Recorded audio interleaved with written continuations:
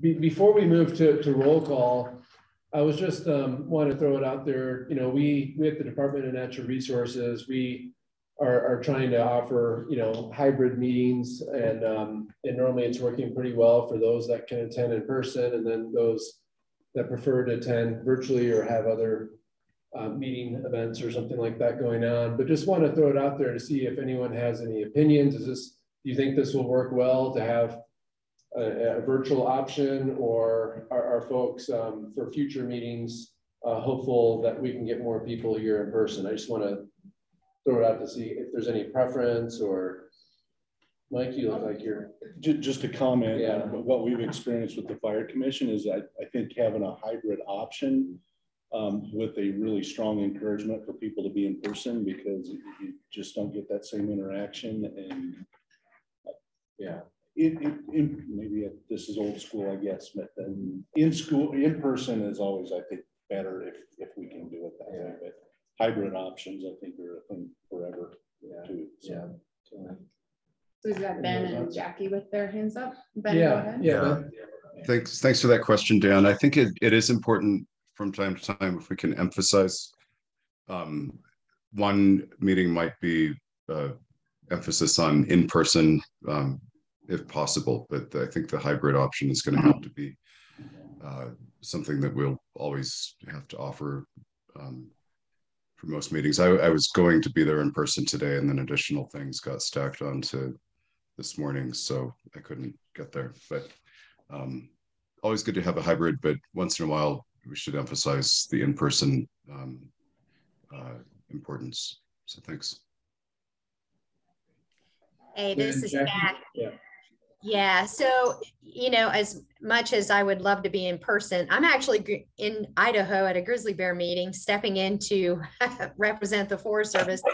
But the deal for us is as feds, so if the meeting's in an area that's high, so as long as, you know, for sure that COVID's going, we're not supposed to be doing anything other than critical travel. And so, you know, the hybrid gives you some opportunities. I'd rather be in person, but because of COVID, I think we're just in it for a while longer. And then it does provide some opportunities for people to join in who couldn't be there otherwise. So not ideal, but probably a reality for at least a while longer, and maybe forever, maybe. And if the price of gas, Dan, goes to $8 a gallon, why would you have an in-person meeting? None of us can afford to drive there. Just yeah. Okay. I would agree. Yeah. We think we just get better attendance with the hybrid, but yeah, if you do add some like fire commission social overnight accommodations now, it does draw people for the networking too. So yeah, if you have one meeting, maybe if it's a special working meeting or something, that could draw people too. It doesn't help to be like in Crested Butte or Telluride or makes it a little harder. Something like that. I don't know. Good with Val. Yeah. Okay, well, good. Thanks for the feedback. I just wanted to make sure we're all in the same thing, and I think we'll continue to have this hybrid option. So I just want to let's go through roll call first, and we have Director McCombs here, yeah. Director Morgan here. Jackie Buchanan. Let's see here. John Ring. here. Sorry. John Ring's present. Okay. Frank Falzone. Or here. Okay, great. Okay, Frank. Samantha Albert. Here. Sylvan White Skunk. Councilmember White Skunk. We'll come back to council member. Commissioner Layden. Commissioner Shattuck McNally. Here. Hey, Jody. Hey. Commissioner Tisdale. Here. Commissioner Cooper. I think Hillary wanted to join. I think she'll be a little late. Okay. Aaron Kimple. Okay. Dr. Ethan Bullhertz. I'm here. Brett Wolk. Present. Okay, Christina Burry, good to see you. Amy Moyer, good to Here. see you. Mark Morgan, Here. Paige Lewis. I'm here. Hey, Paige. Carol Walker. Here. You see Carol. Julie Stencil.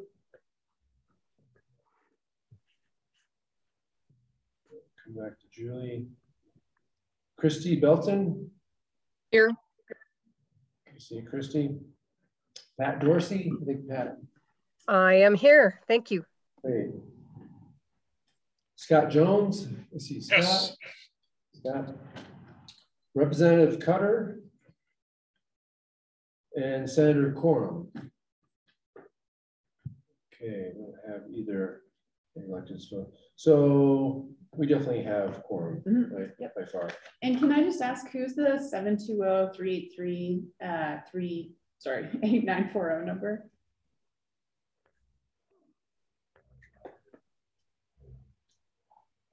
Anybody? Which one is Maybe just listen again. I'm just asking who the phone numbers are. 720-383-8940. Yeah, who's the cell phone with 8940? And you might, is it *6 on mute? Yeah, *6 on mute. Yeah. All right, well, we can come back. What about 970-219-4873? Oh yeah, who's that? Sorry, that's Julie Stencil. I'm 8940. Oh, great. Okay, thanks, Julie. And who's the 4873 number?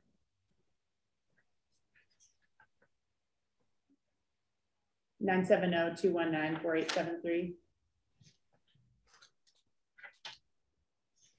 All right, well, welcome back. Thanks. Okay, good.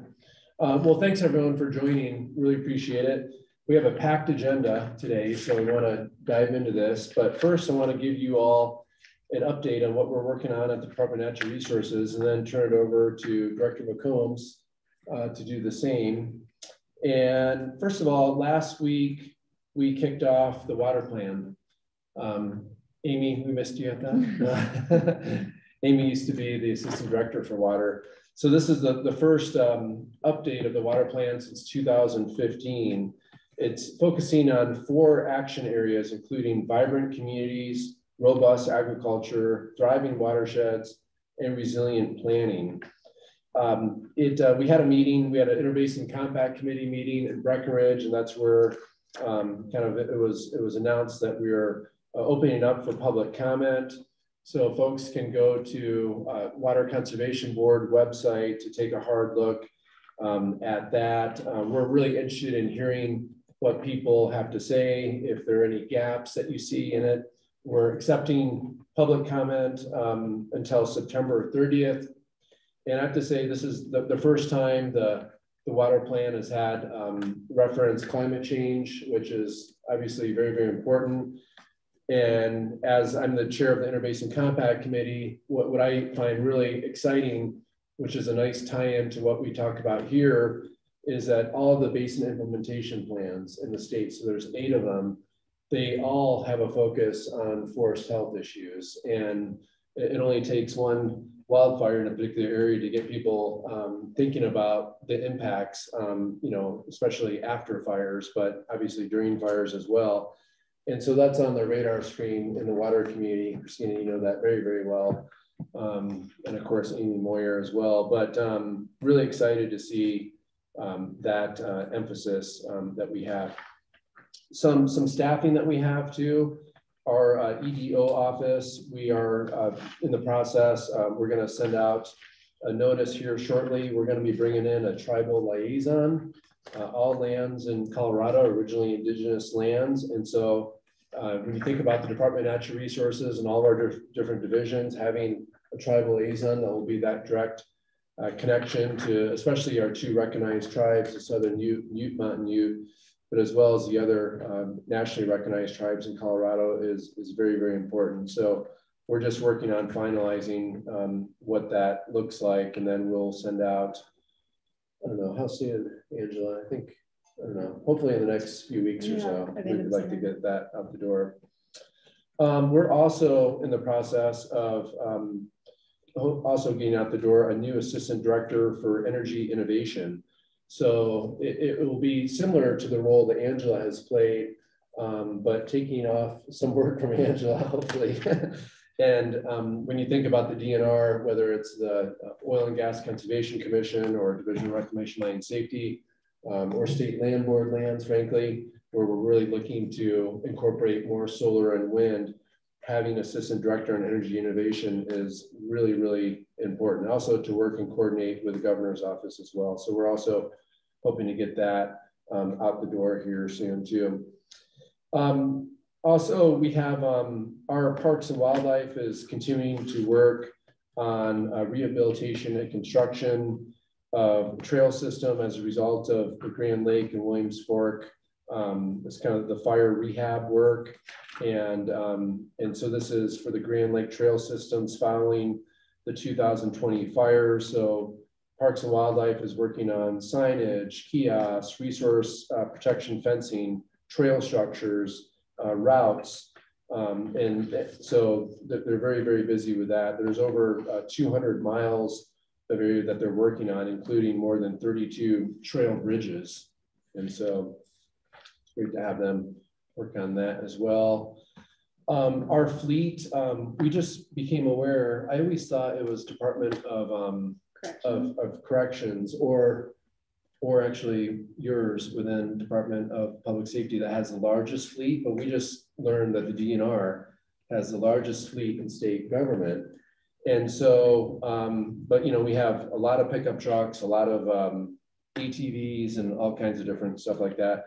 But we are working on installing EV charging stations at all of our state parks right now. We have 43 state parks, but we're also really working hard to look at what vehicles can be electric, you know, moving forward. And that's really a mandate for all different departments to really look at utilizing more EV charging stations.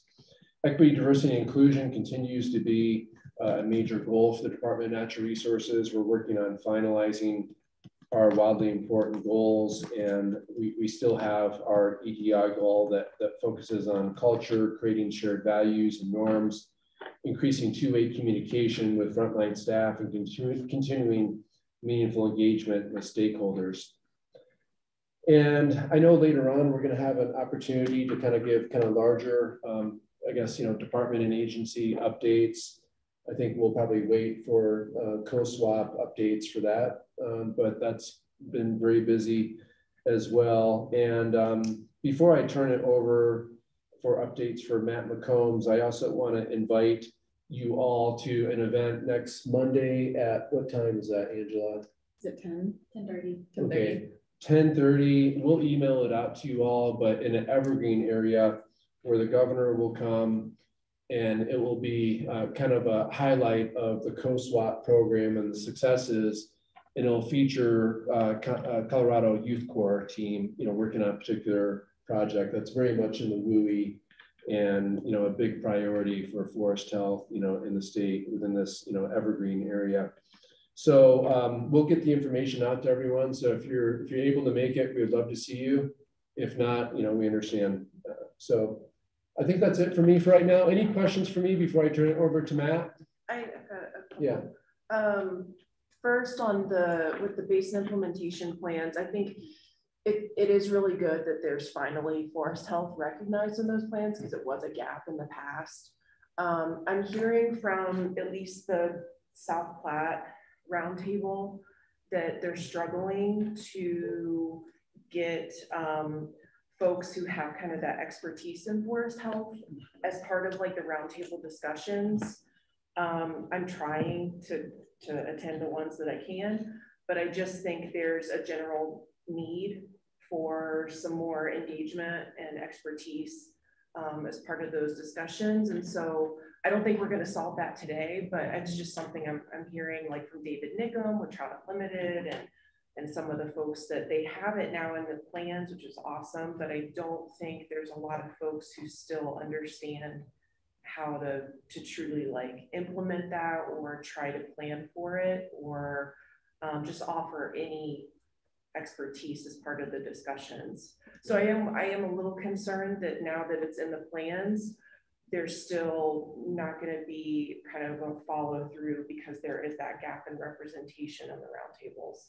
Yeah, I wonder, Matt, if there's a way to look at maybe some of your regional folks that are foresters to have them plug into some of those meetings. That would be awesome. Because you have people that are right on the ground and and trying to nexus some of the collaborative work that's going on as well. You know, some of the wildfire councils and others, just showing that where that nexus occurs, we can bring those folks together. Yeah, I think that'd be great. So let's make sure we get Matt plugged into like future meetings and just kind of like around the state for the roundtables. And include Aaron Green in those Russ too. Sands is the lead that would. Yeah, that would be so helpful. Yeah, and I think just any engagement, like I think every roundtable is different and how they're structured, but like with the South Platte, I mean, they have roundtable meetings. They have, I think, the different committees like the environmental and recreation committee is a little bit more focused on watershed, forest health. So I don't think someone needs to be like every single committee or roundtable meeting, but I think any presence at any of the discussions would be helpful. Yeah, that's great feedback. And the second was with the trail work for Grand Lake and Grand County for East Troublesome. For Williams Fork, is there any work going on in Williams Fork? I'll have to check with Parks and Wildlife. Okay. On that. Do you know, Angela? I think it's mentioned in here actually. Let's see. And I pulled this right from their summary from last week. Oh, yeah, it is Williams Fork too. Okay. Yeah. Okay. Yeah, but we can connect you with CPW if you want more details on the work that they're doing. Okay. That's Williams Fork / is it Kaiser Creek? Yeah. Okay. Yeah. I know about that. Okay. Thank you. I don't need anything. I just wondered if it was going on. Thank you. Okay, awesome. Great. Thanks a lot. Matt, let me turn it over to you now. Sure. So, sorry, Matt. Please. We have one question in the chat. I'm sorry. Yeah. Courtney, is the media event on Monday open to the public or is it invite only? So far, it's been invite only. I can check with Chris because it's on private property and parking is somewhat limited. That's the presumption. Yeah. So thanks, Katie, for your question. I think at this stage it is invite only, but we will do some thinking about the Colorado Forest Collaboratives Network and whether they should be there. Paige, you have a question? I just wondered who's leading the development of the tribal liaison position, just because we're developing a similar full-time position to help across our programs. I would love to be able to coordinate with whomever is doing it on your team. We could share ideas. Yeah, we're coordinating with Catherine Redhorse, who's the executive director of the Colorado Commission on Indian Affairs, and her job is housed within the Lieutenant Governor's office. And then I'd say Tim Mock on my team is really taking the lead on putting together that description. So yeah, we should definitely compare what you have. Yeah, that's great. Thank you. Yeah, definitely. Okay. So Matt. All right. Barring any other questions, so just a couple updates. You know, we are in a post-legislative session ramp up. You know, just a sort of a quick review of some of the bills were passed and what we're in the early stages of sort of digesting legislation, ensuring that we stand up programming and make it.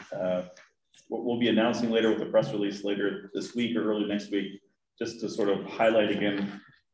Where we had some legislative successes and some of the programming will be coming online. So look for that on our website as well as the intent there is to kind of keep that updated to let potential applicants or interested community members or partners know where we're in the stages of development, all this programming. But just to kind of a recap, you know, House Bill 1007 was an assistance landowner wildfire mitigation with a $300,000 over 2 years with grants around 10 grand, which is designed to incentivize implementation of best practices and outreach to potential communities for wildfire mitigation. So that's going to partner really well with another bill that was passed around outreach, wildfire risk mitigation outreach, which was another 600,000 for 2023, and then funds in 2024 as well. those two bills are, we're trying to maybe, that's $300,000 is a ton of money. So we don't know if we'll build an entire competitive grant program for that or try to fold that in with more targeted spending in places where it makes sense. But it could dovetail nicely with this outreach bill that will be closely coordinated with the U.S. Forest Service and DFBC. That'll be primarily focused around hopefully some snazzy catch your attention advertisements and engagement with the public using different mediums around Wildfire Awareness Month. So using that May timeframe, the governor's annual proclamation, and just some other interest and energy around that to grow people's awareness as we head into the heart of fire season, acknowledging the fire season is very much a year-round occurrence in Colorado. Quick question on that. Sure. Just because we partner closely with the insurance industry with, your folks, Daniel Beveridge, and who's going to sort of be heading that up? Just so I just was talking to the Colorado Association of Realtors. They want to re-partner on some stuff and wanted to engage you guys. So that seems like a perfect opportunity to pull some resources maybe from us as well. Yeah, so that'll be out of our comm shop. So Teddy Parker-Renga will be heading that up. And then he has some staff that'll be championing that as well. But I would start with Teddy. And I think it also dovetails nicely with Realtors Association nationally that has this new layer. You can pull up and see wildfire risk on their website. So they want to make sure that you realize that's not the Colorado Association of Realtors. No, that is the National Association. No, I know it's been a big deal to them that Realtor.com is actually owned by like Warren Buffett, and they do have some concerns. It is the National Association didn't champion each other. That was Realtor.com. So they actually fought off on it, but it was not pushed by them. Okay. So and I know he reached out to Daniel Beveridge as well.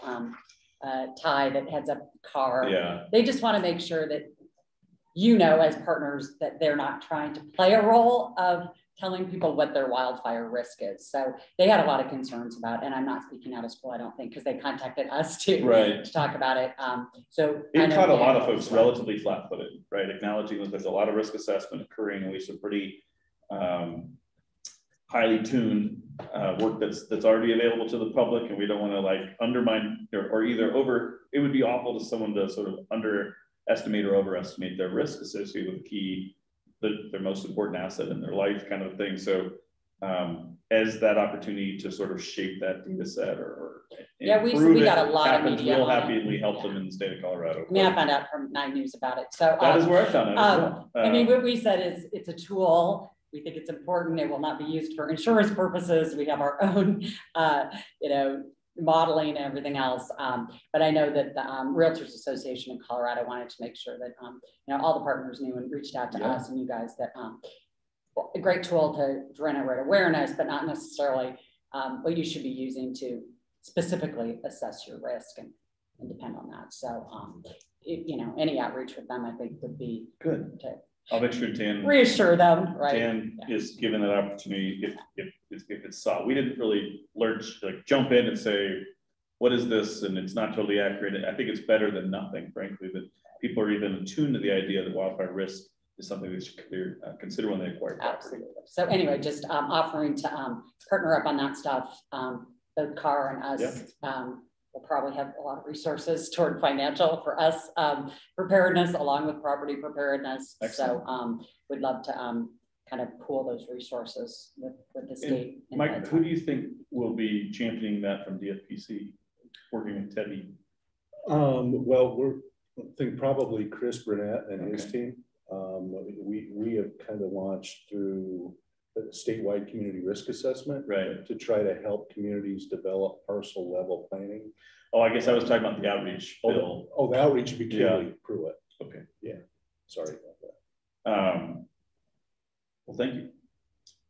1011 wildfire mitigation. A question on that for Carol or Matt or anyone. Do you know if DORA is going to also have any rules in the real estate contract disclosures about risk, or is this just something that is posted on listings, or how does that work? Ben, I think this is more of making sure that Colorado State Forest Service, we were just involved in the lobbying on it, has more funding to do outreach. That was the intent of the Wildfire Matters Review Committee. As far as any sort of from the Division of Real Estate or requirements. I don't think that that's a part of it. You know, certainly to have it in NLS listings. I think CAR more just wants, as the insurance industries or private sector partners, we understand the need for more education on property risk awareness, and then for us, financial awareness to make sure you're not underinsured is a key piece of it. So I think that we both want to bring resources to bear that will help the resources that you have. But no, I don't think that there's any regulatory thrust on that, Ben. But certainly I know from our perspective that we've talked with the Division of Insurance about also being very, very involved in the public outreach piece. And they also have a new FTE that will work just on public education. That's awesome. Perfect. Great. Thank you. Well, we'll make sure and try to take as much of a team approach as we can as we develop that outreach campaign. And hopefully it's the beginning of a consistent outreach campaign. That's the thing. We have a lot of one-offs over the years. Funded long-term. And I think, you know, really landing it and doing well will help us incentivize the assembly to think we want about to leverage our distribution channels through insurance agents and realtors. Have Absolutely. that one-on-one contact. Okay, so wildfire mitigation incentives for local governments. This is another, I think, big win. There's 10 million set aside funding that's designed to incentivize communities to think about leveraging their own capacity and their own funding to address wildfire mitigation issues in their communities. And that grant program by statute is required to be stood up by March of next year, I believe. And so we'll be spending the winter building out the programming and the application process for that, but hopefully have some preliminary engagement, press releases and social media to sort of help communities understand what would qualify, what type of investments would qualify. Do you have to raise taxes and have a fund? Is it set aside appropriations? How we're working through the legislation right now to see what kind of flexibility we have to ensure that we can catch as many and incentivize as many communities as possible with those dollars to put some of their community's resources in play. I'm extremely excited about this bill in particular, and again, thanks to DNR staff and DNR leadership for helping get it over the finish line, is 1012 wildfire mitigation recovery. This is what puts in play a statutorily directed program around carbon accounting. So with a FTE, I think California is the only other state that this is all Google, so it's not peer-reviewed response here, but I think California is the only other state that has a carbon accounting framework because they have a carbon market under the state statute. But this puts us in great position to be able to quantify release and capture associated with forest treatments, which is a huge step to getting the state prepared to be a major player in the voluntary market on carbon credits and carbon capture. So super exciting to be partnering very close with CSU and the Climate Center and other resources we can draw on to build this out, but having somebody specifically focused on the effort and implementation of a carbon accounting framework in the state, I think is a huge step in the right direction and opens up the Colorado for business around, again, the voluntary market. And I've already had some outreach. People are tracking this bill. Blue Source and a couple other vendors have already reached out to say, hey, looking at state land board lands and other state holdings, thinking about opportunities to maybe take advantage of this new capacity that we'll have. I'll give you guys updates as that program comes together and the framework starts to take shape. And in addition, that bill included $3 million boost for HFVC and $2.2 million for furworm. In addition to the wildfire, again, huge credit to DNR staff and DNR leadership for helping this bill get to fruition, was the wildfire prevention watershed restoration funding. So essentially, that's that $3 million component specific in the HFVC, the Healthy Forest Vibrant Communities Program, specifically designed to incentivize big moves on watershed health in the state around forest treatment. So we were again in the early stages of thinking about how we can make some big impacts and leverage those funds either with our friends in the utility community or the federal partners or whomever to take those dollars as far as we can. But again, it's just a great opportunity for the State Forest Service, for this group, for folks committed to forest health and watershed health, to be a good return on investment. And so that's what we're really focused on, so that again, we can incentivize future investments. And the most exciting is a $5 million investment in the state nursery. Again, I just want to thank everybody. There's a lot of folks in the room here and on the call that were huge supporters and lobbied us and helped advance this bill. based again on some interactions with the National Association of State Foresters. I think we are the only state in the union that made a sizable investment in their nursery capacity, that put their money where their mouth is around reforestation.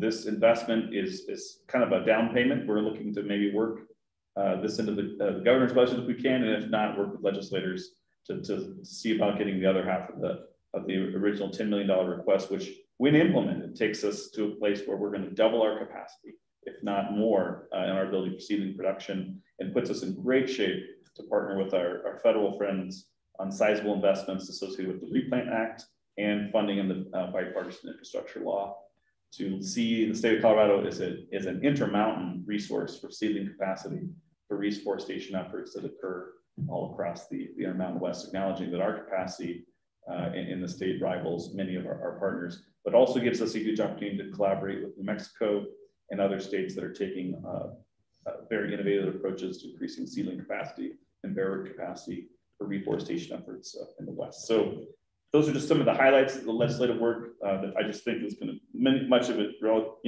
transformational and pointing us in the right direction.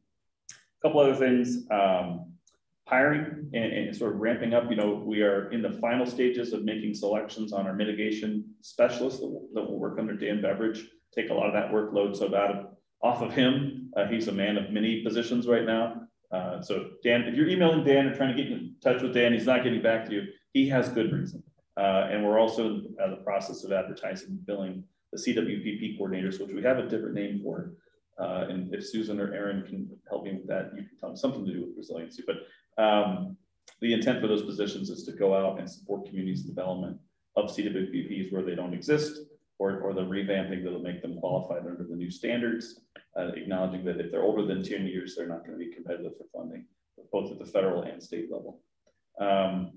We are also doing some hiring around some backbone stuff, IT and HR, places where we haven't been able to invest, but because of the investments being made in the State Forest Service, we're starting to build out some capacity, which will allow us to ramp up more rapidly. And we are in the process of discussing with the regional office, with Frank and Jackie and the forest supervisors and folks about a staffing proposal that would root in an expansion of our GNA agreement.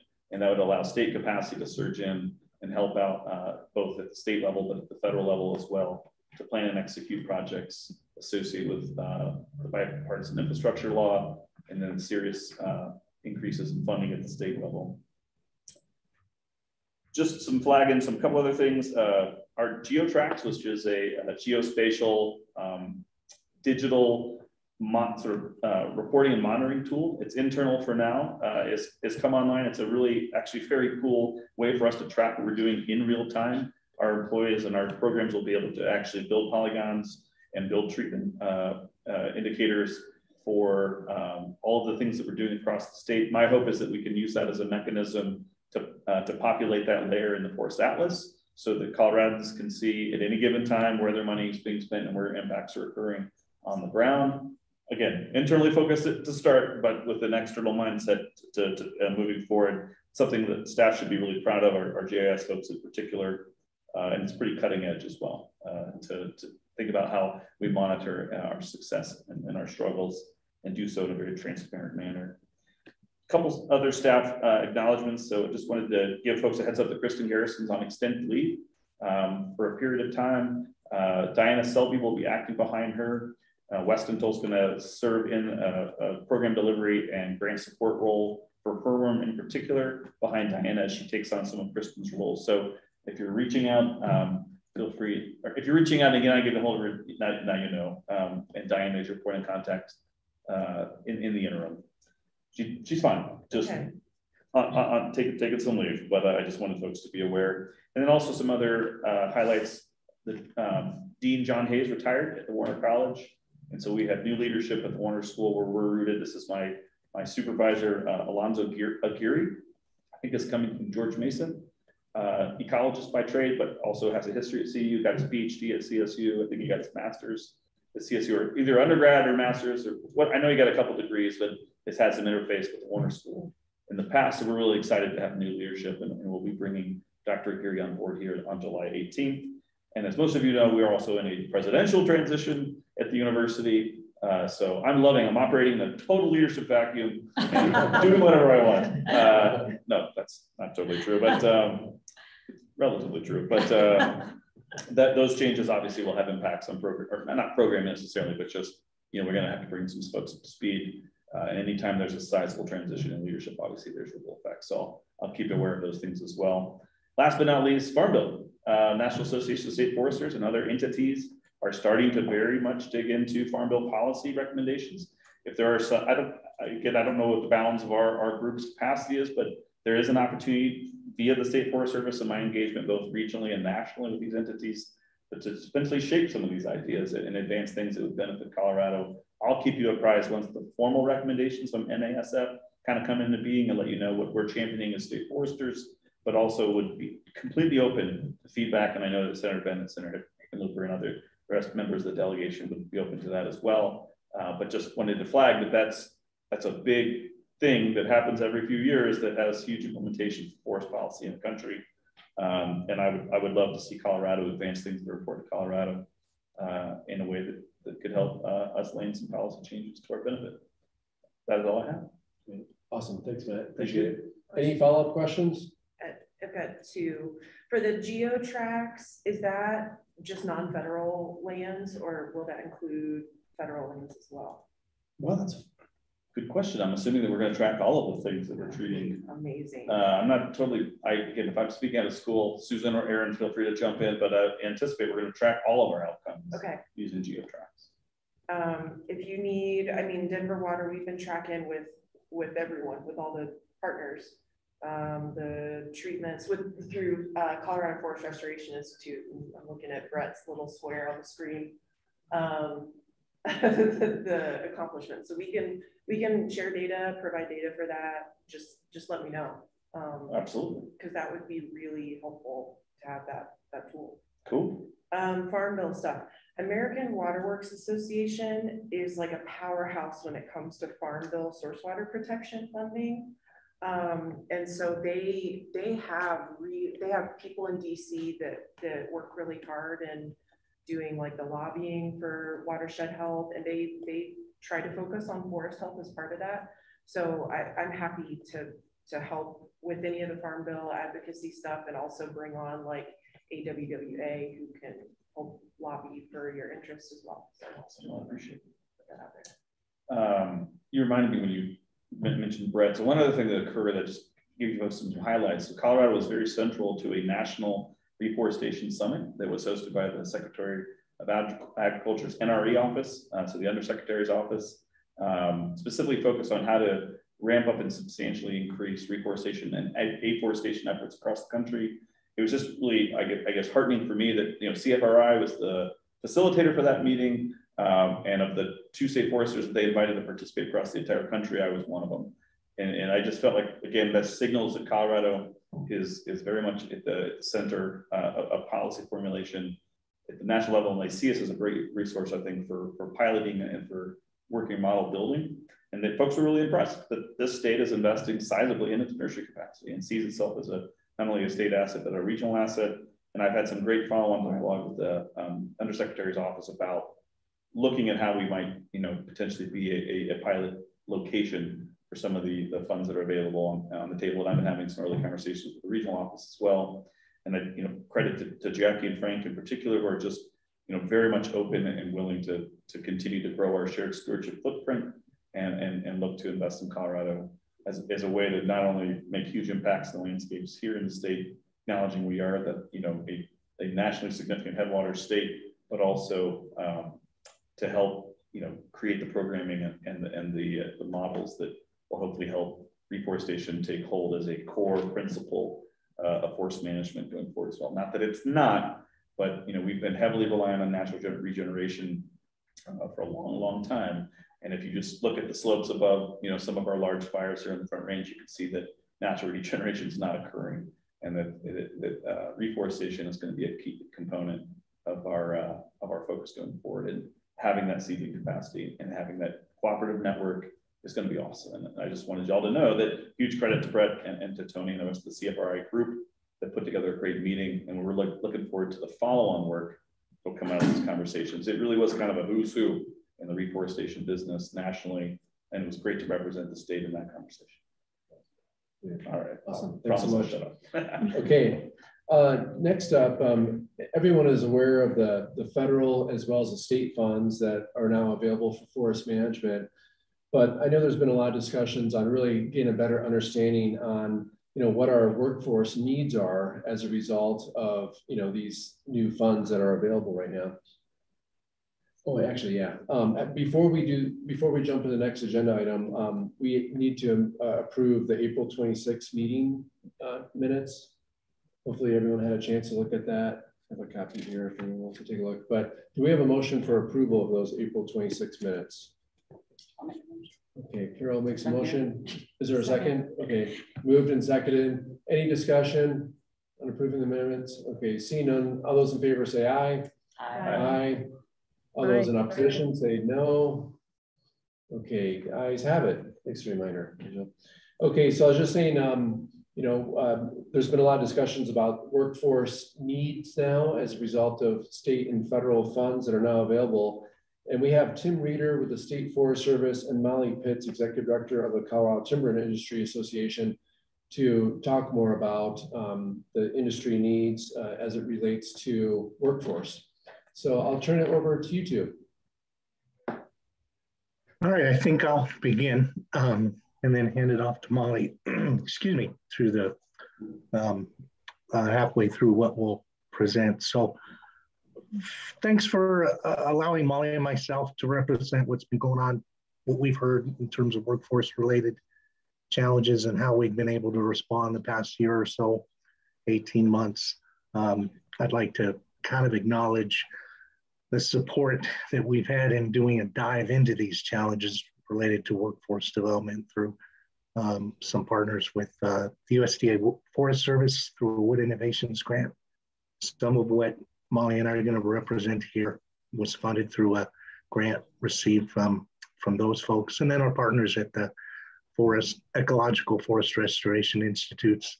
A lot of this has been done in conjunction with our program up at CSU and of course, New Mexico and Northern Arizona University.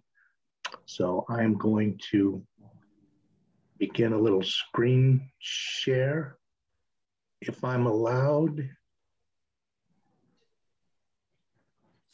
I think he wants you to allow it. Oh, sorry. Here, bear with me, Tim.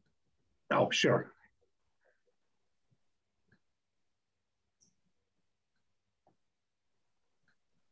Okay, I've made you a co-host, so let me know if you're able to share now. Yeah, looks like it. Thanks, Angela. No problem.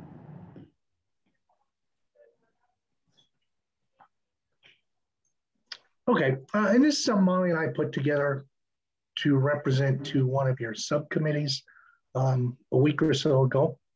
And then I think we'll have some updated discussion items as well, what we've managed to do in the kind of convening time. But again, as I mentioned before, we were fortunate recently to cooperate on an industry survey, which included Arizona, New Mexico, and Colorado. This was funded partially through Wood Innovations Grant from the USDA Forest Service, as I mentioned a little bit in my introductory remarks. But from that, we formed kind of a loose affiliation or partnership with these entities as well that have expressed an interest and actually have some capacity to address the challenges that our forest products industry workforce faces. So these are done under, obviously, the Rocky Mountain Restoration Initiative. Obviously, the Subcommittee on Workforce has been one of the driving umbrellas to what Molly and I have been able to address and approach and learn. And then some partners with Front Range Community College and Pueblo Community College.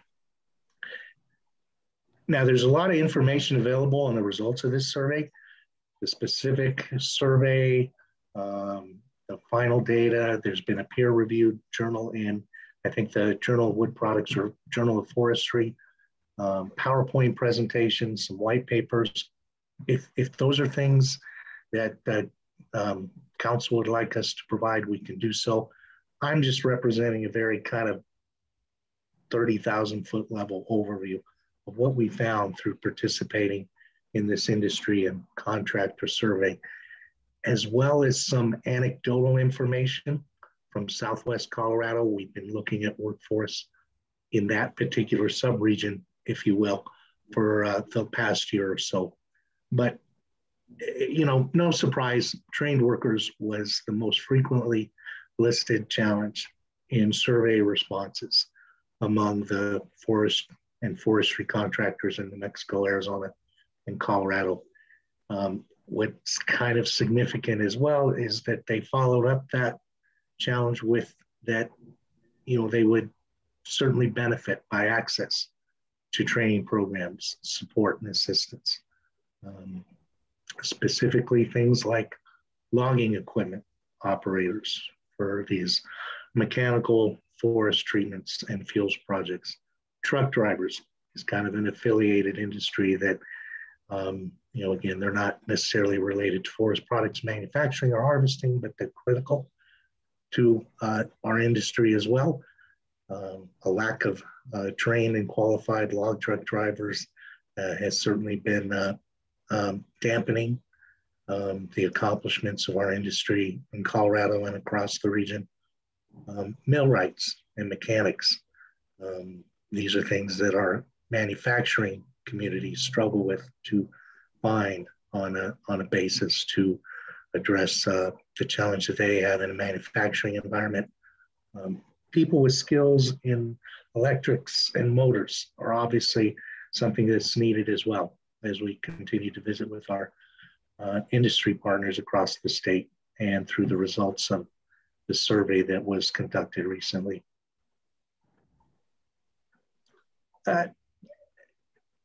The survey also represented some data specific to Arizona, specific to the Forefry project that they've been engaged with, I think for over a decade or so. So they took a look at what they would need. You know, they anticipate and they've wanted to ramp up their treatment objectives as part of that project for several years. One of the things that they're beginning to quantify is that workforce is one of the reasons they have not necessarily been completely successful. And so they did a little survey of the Forefry project. I think a lot of these numbers can be applied here as well in Colorado with our similar objectives to increase treatment acres and impacts to the landscape. But you can see that there's a direct relationship to the amount of acres that communities want to accomplish and the need for workers.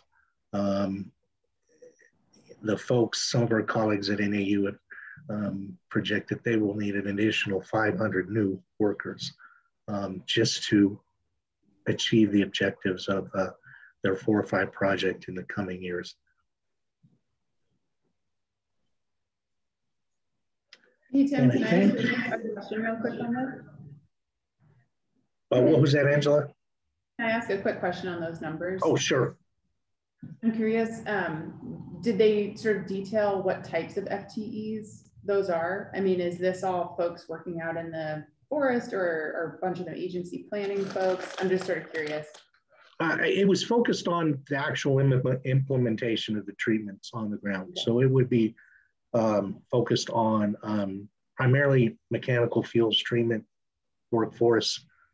Some of the jobs that I represented a couple of slides ago, logging equipment, you know, the folks that are actually doing the work, less on the contract setup administration side, more on the implementation side. Thanks. And then I think I'll just conclude my remarks with this slide and then hand it off to Molly. I mentioned the Rocky Mountain Restoration Initiative. Obviously, everyone on the council is familiar with their work. There are two kind of subcommittees, one related to workforce. Molly and I have been participating in for the past 18 months or so. And basically that committee is focused on strategy development and prioritization. We've spent a lot of time looking at existing resources programs, access to workforce-related assistance, looking at issues and barriers. And then we spent some time discussing policy development, new and existing. I think some of that has gone down to the level of our state legislative community for discussion. So with that, I'm going to hand it over to Molly to conclude the rest of our slides. Molly, I'll go ahead and forward the slides. Just let me know. Thank you. So Molly, before you start, I think Scott Jones just has one question here in the chat. Yeah, and I was going to address that. So Scott, great question. Under the Rocky Mountain Restoration Initiative, you know, there's a set of 4 core values, and recreation is one of those core values. And so our workforce subcommittee has looked at the need for recreation technicians as well. And very similarly, there's not a lot of existing programs to address trail building, especially when you get into the mechanical side of it. We did have a really good presentation from Trinidad, which, as far as I know, has one of the very few trail building curriculums in the nation. And that's utilizing mechanized equipment for trail building. And very similar, their program is maxed out and could benefit from additional, you know, capacity within the curriculum, within the, you know, faculty and that kind of stuff.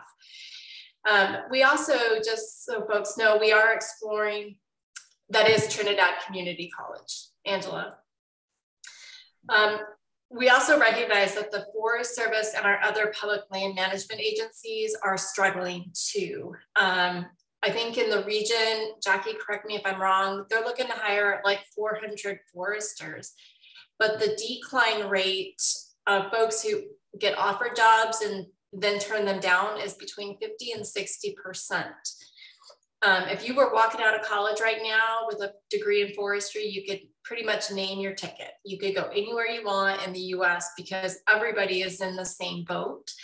And when you factor in cost of living here in Colorado, it's pretty difficult to start as a GS5 for the Forest Service, BLM, NRCS, etc. So hopefully I've answered those questions. Tim, next slide. So one of the things that we did initially is to figure out what we knew and what we didn't know in terms of workforce. So we spent a lot of time visiting with workforce centers, community colleges, higher education. We had some great conversations with the Office of Just Transition, just trying to figure out what existing programs are out there, where is there opportunities for growth, and like for workforce centers, do they even know what we were looking for, right? And so we did a lot of that work up front, and I think that was good because it kind of gave us all a foundation of how do folks look for work in this state, how do they get hired, what programs exist, and you know, with the Office of Just Transition, you know, there's going to be a lot of folks coming out of the mining, the coal mining and power plant operation field that probably would make really good transition to the logging and mechanized harvesting career path. So we've had some of those discussions. Tim, next slide. We also looked, in addition to our program at Front Range Community College, we also wanted to see what others were doing. So Shasta College is in California. It's a 1 to 2 year program. They offer a certificate plus degree, but this program was heavily subsidized by the government in California. And they have a full operation. So they bought harvesting equipment, they bought skidders, it's the whole works. And folks take classes in the classroom, but then they actually go out and implement projects as part of the curriculum. They had, like I said, heavy investment, probably to the tune of $10 million to purchase equipment for the program. And it's longer. So not everybody has that kind of time. So the next thing that we looked at was Northern Maine Community College. So they have a 12-week summer program, similar to Shasta, but I would just say it's amplified and like on steroids in a very short time frame. Folks come in, they get some classroom work right off the bat, and then same thing, they're out implementing projects. They get exposure to all the mechanized equipment, and they come out, I would say, kind of not as a master of any, but at least could operate all of them to some standard level, in addition to the basic forestry stuff like species identification, map identification, you know, how to read prescriptions, etc. More recently, we've been tracking CAL FIRE. They put together a grant program, and it's focused on workforce.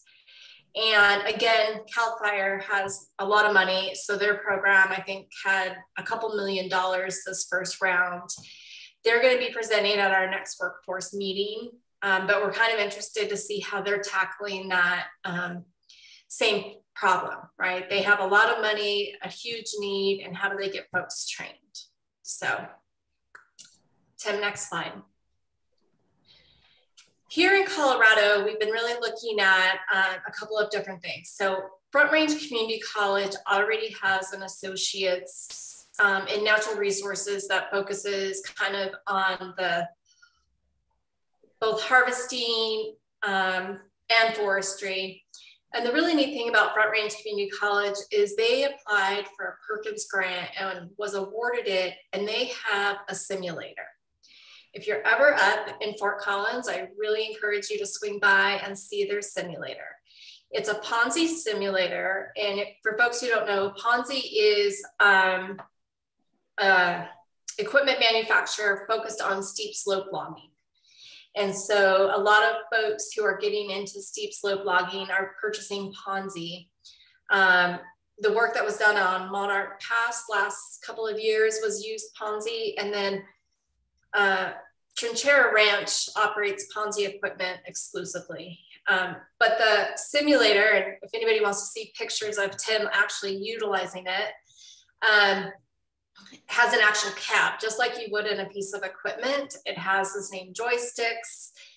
It was amazing. And there's training programs, and it teaches folks how to, you know, move logs, how to cut trees. It was amazing. It has 3 huge screens, so it's very lifelike. And they're utilizing that. And the reason that folks are really looking at simulators is it's affordable compared to the alternative. Now, this simulator ended up being about $130,000, but that's nothing compared to an actual piece of equipment. And the nice thing about a simulator is there's 0 risk, right? One of the biggest concerns when you bring somebody on new is you hope they don't damage your equipment. And you recognize right off the bat that they're not going to produce at a level that's going to make you any money. And so a simulator helps bridge that gap. It gets them exposure. Like it told Tim when he was operating, I think he damaged only 2 parts of the machine. And I'll say I didn't even have the courage to try it. So, but it really gives you an idea, and it's a good alternative. Pueblo Community College down in Bayfield is interested in starting potentially a similar type program to Front Range. So we've been working with them to kind of figure out what is the need down there and what would a curriculum look like.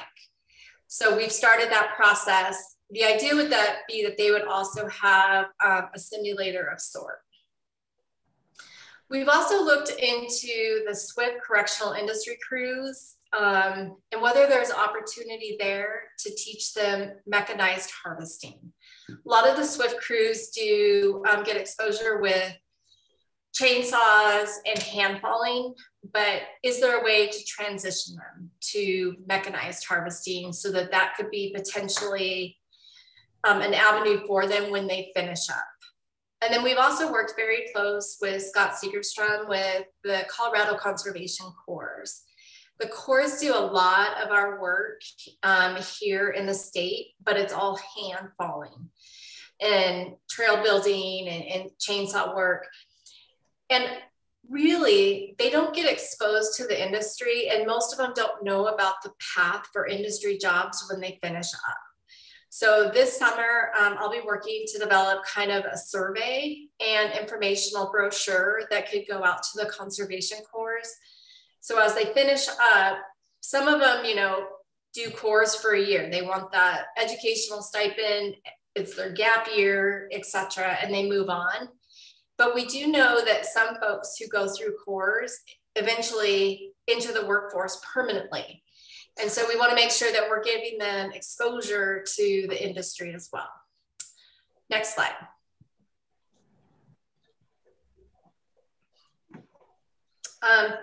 So with Front Range and Pueblo Community College, like I mentioned, there's a need assessment that we're working on. And then how can we, you know, what is the support for teaching and training? So for example, Front Range Community College is maxed out. They are at full capacity, and unless they hire additional faculty, they cannot bring on, that program cannot grow, which is really unfortunate because it's an existing program that needs to grow. We've also looked at whether or not maybe a certificate program would meet the needs or help fill those gaps in the short term. Not everybody is looking for a full associate's because they're not going to go on to get their full 4-year degree. So as a certificate program, similar to like what Maine or Shasta offers, part of the solution. We also realize that internships are very important. So currently, most of the workers, new workers that enter the forest industry get on the job training. So we bring somebody in that's excited to go to work in the woods, and we spend a lot of time, effort, and money training them. Like I said, you hope that they don't damage your $500,000 to $1 million piece of equipment. And similar to farming, you know, they just don't produce. So I was talking to someone the other day, and it's like hiring somebody to operate a tractor, and where a trained person gets 3 fields a day, while you're training, the other person only gets 1 field a day. It all comes down to production. So they end up costing you money. An internship program would be really helpful to bring new folks in and get them trained. There was legislation this past legislation, but it was coupled with a couple of other things that I guess ended up not being as palatable as we had hoped.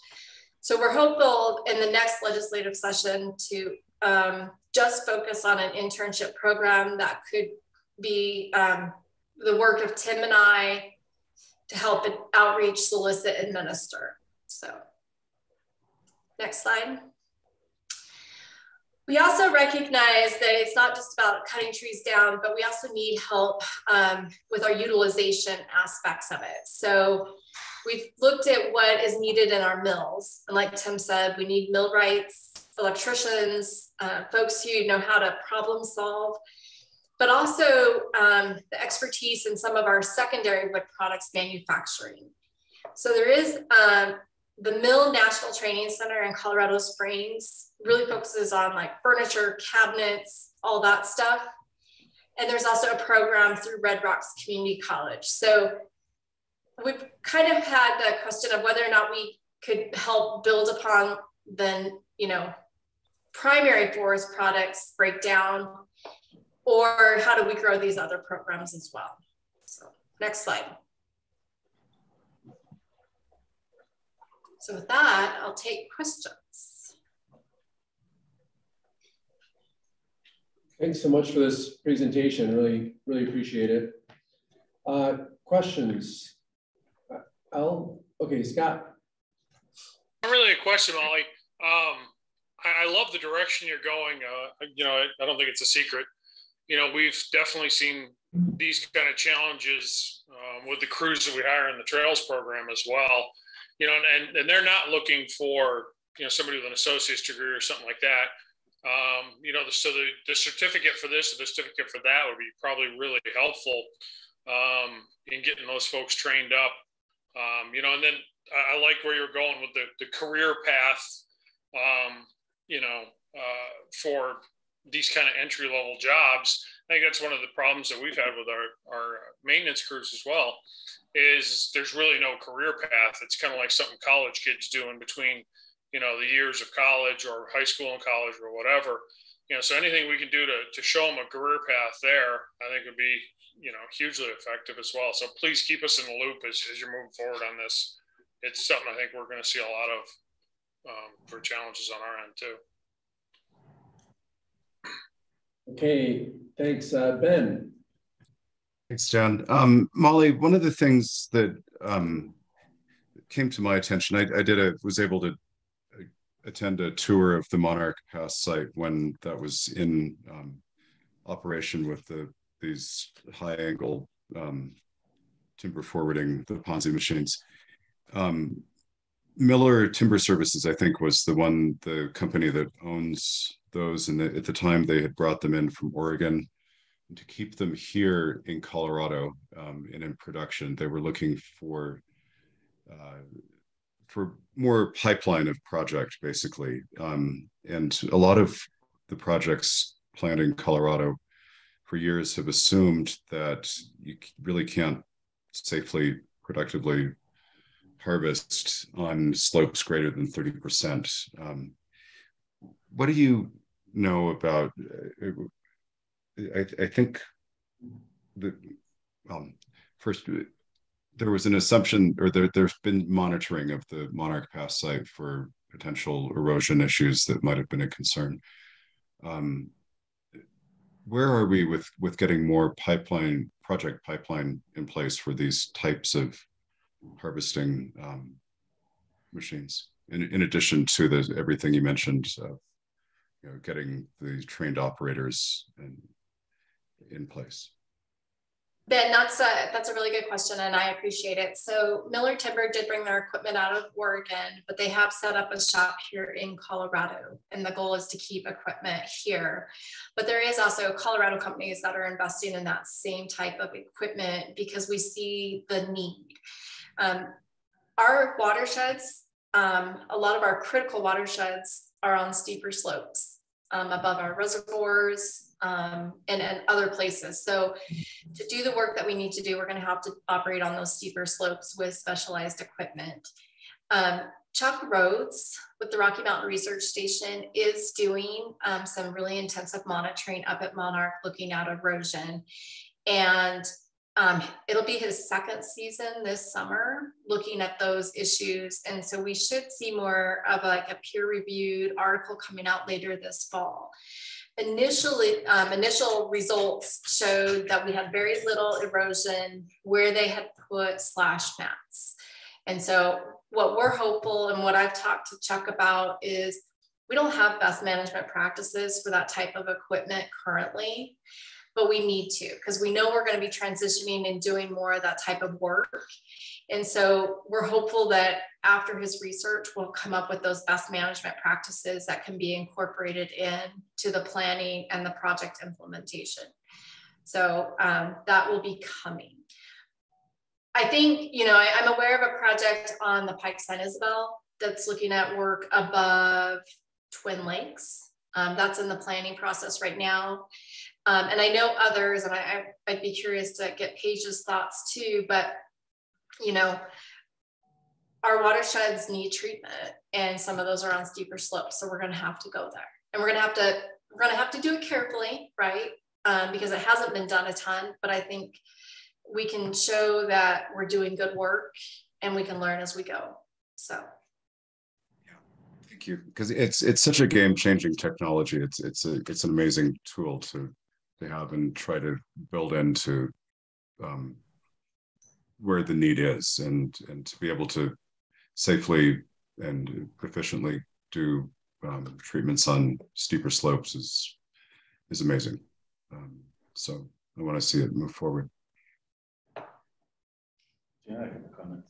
Yeah, thanks. Yeah, just to dovetail with you on that, Ben, you know, it was a transformational experience for me, seeing that Monarch project not just completed, but in implementation. And I walked the ground with our soil scientists on GMUG at the time, acknowledging that was my current employer. It was like, so what do you think? You know, and we were sort of looking at soil impacts, slash depth, and mat depth, and a variety of things. And it was just amazing at how quickly I saw some converts sort of in real time to the potential for this technology. The potential, the fact that road construction, landing construction, a variety of other needs that are typically part of our traditional harvest technologies are not completely eliminated, but substantially reduced using the harvesting and forwarding approach. And I think there's an amazing amount of best practice. I think there's another thing that's kind of fun is like our burgeoning relationship with the nation of Finland and the state of Colorado. I mean, the ambassador was here. One of the, we have Amanda Westport is participating in a working group, and some of the technology sharing that we're going to be doing with the host country for Ponzi systems.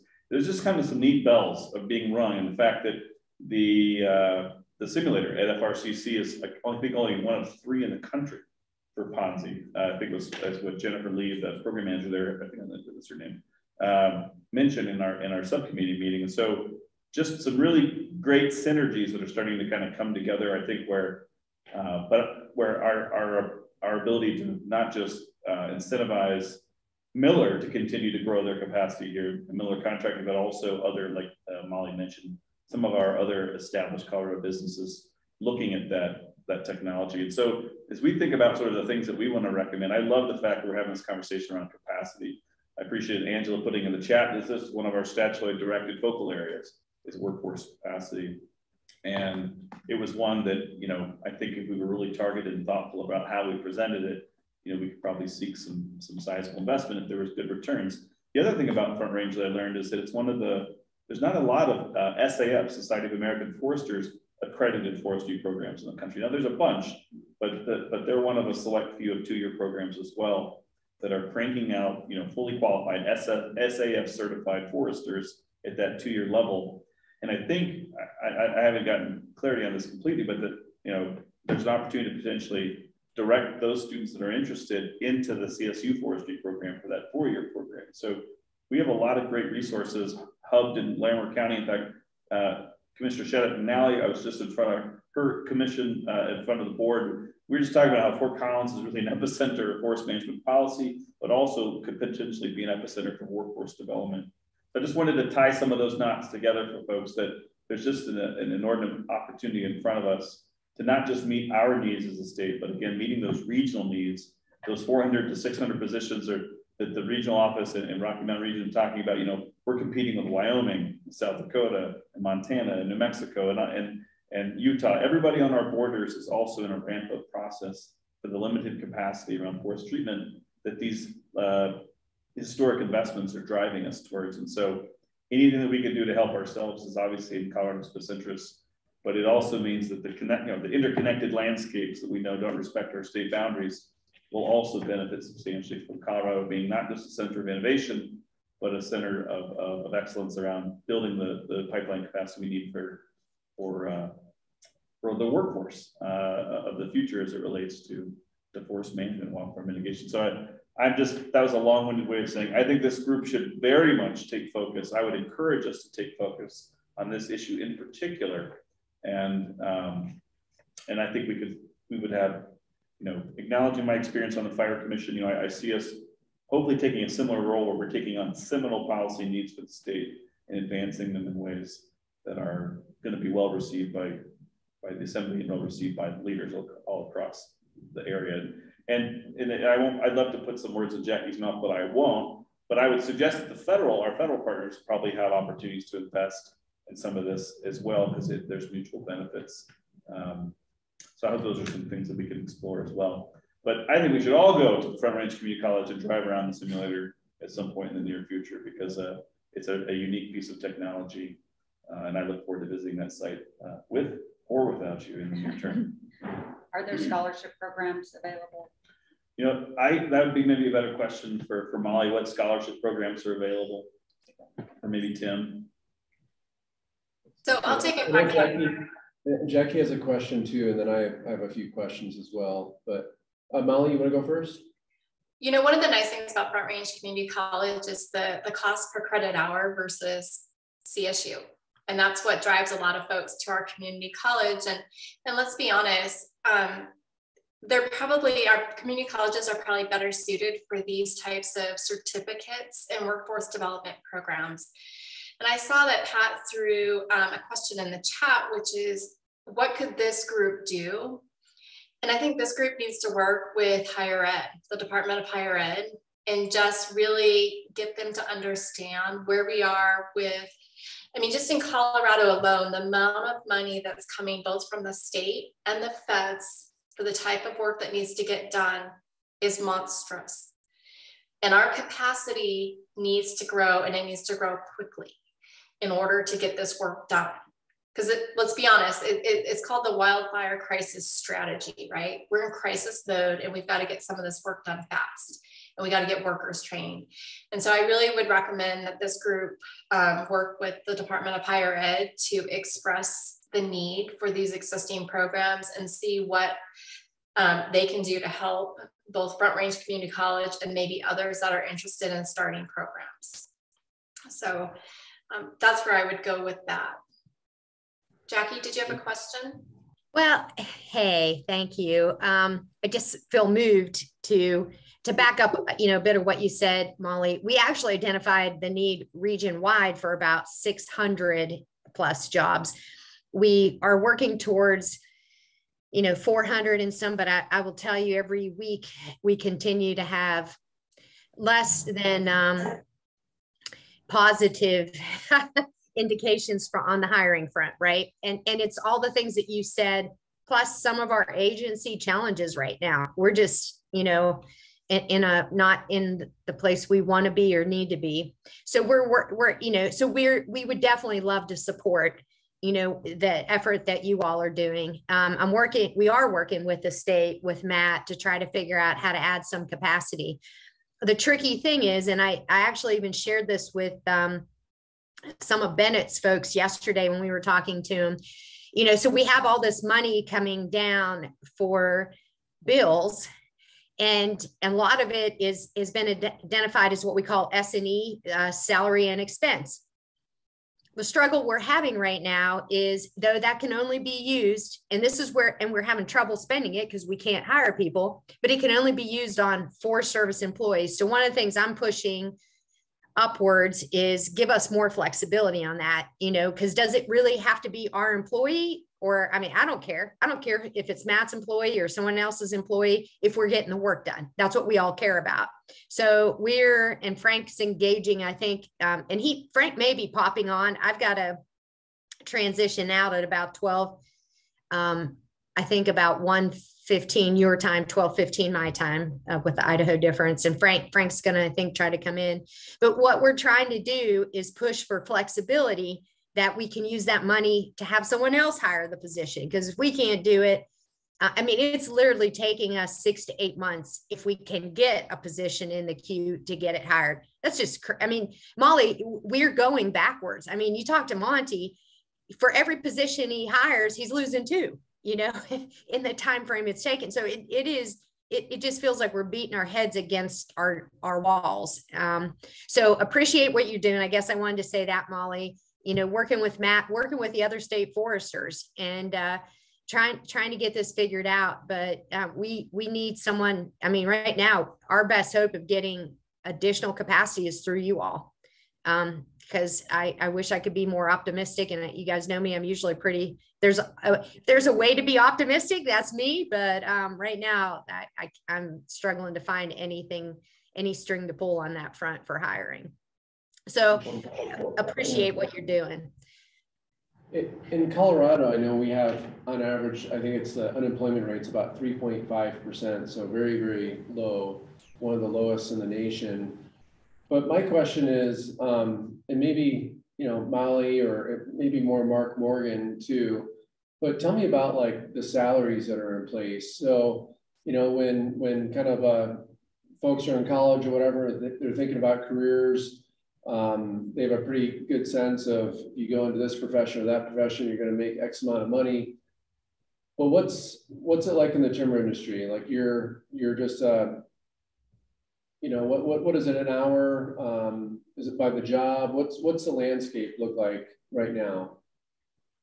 Depending upon your skill level, usually you can get a pretty good set of benefits, and entry level there is somewhere around, if you're actually working in the timber side of things, 50 or 60,000, probably up to about 85, 90,000 a year. Some guys can surpass that, but pretty much that operating range. Most guys with any skill levels are in that $29 to $37, $38 an hour. You get into the mechanics and the skill levels on that side, it's closer to around $40 an hour, one side or the other. Here in Colorado, is that it? Yeah, thanks, Mark. And on the flip side, you know, you get hired by the Forest Service, the State Forest Service, or the U.S. Forest Service, or the Bureau of Land Management. It's probably considerably less. Considerably. Yeah. And that's a focus for us as an agency, is trying to modernize. And that's something we can talk about in a future agenda item is how are we competitive? How do we, I mean, there's a article or a news story on sometimes listen to about like everyone wants to work remote, right? It's like, well, this is not a remote job, right? This is a out in the field job, but there are people that want to do this work. And one of the things that the staff at the Front Range Community College is that they don't have data necessarily, but their classes fill up in the first 2 weeks of registration every year. So they very much are confident that they're turning away students on a regular basis. They're interested in this line of work. So again, to Molly's point, I think it's a great initiative for this group to sort of think about how we can approach both higher ed and you know, potentially the assembly or whoever to allow us to grow the programming where it makes sense, where we already have the infrastructure in place. But yeah, I mean,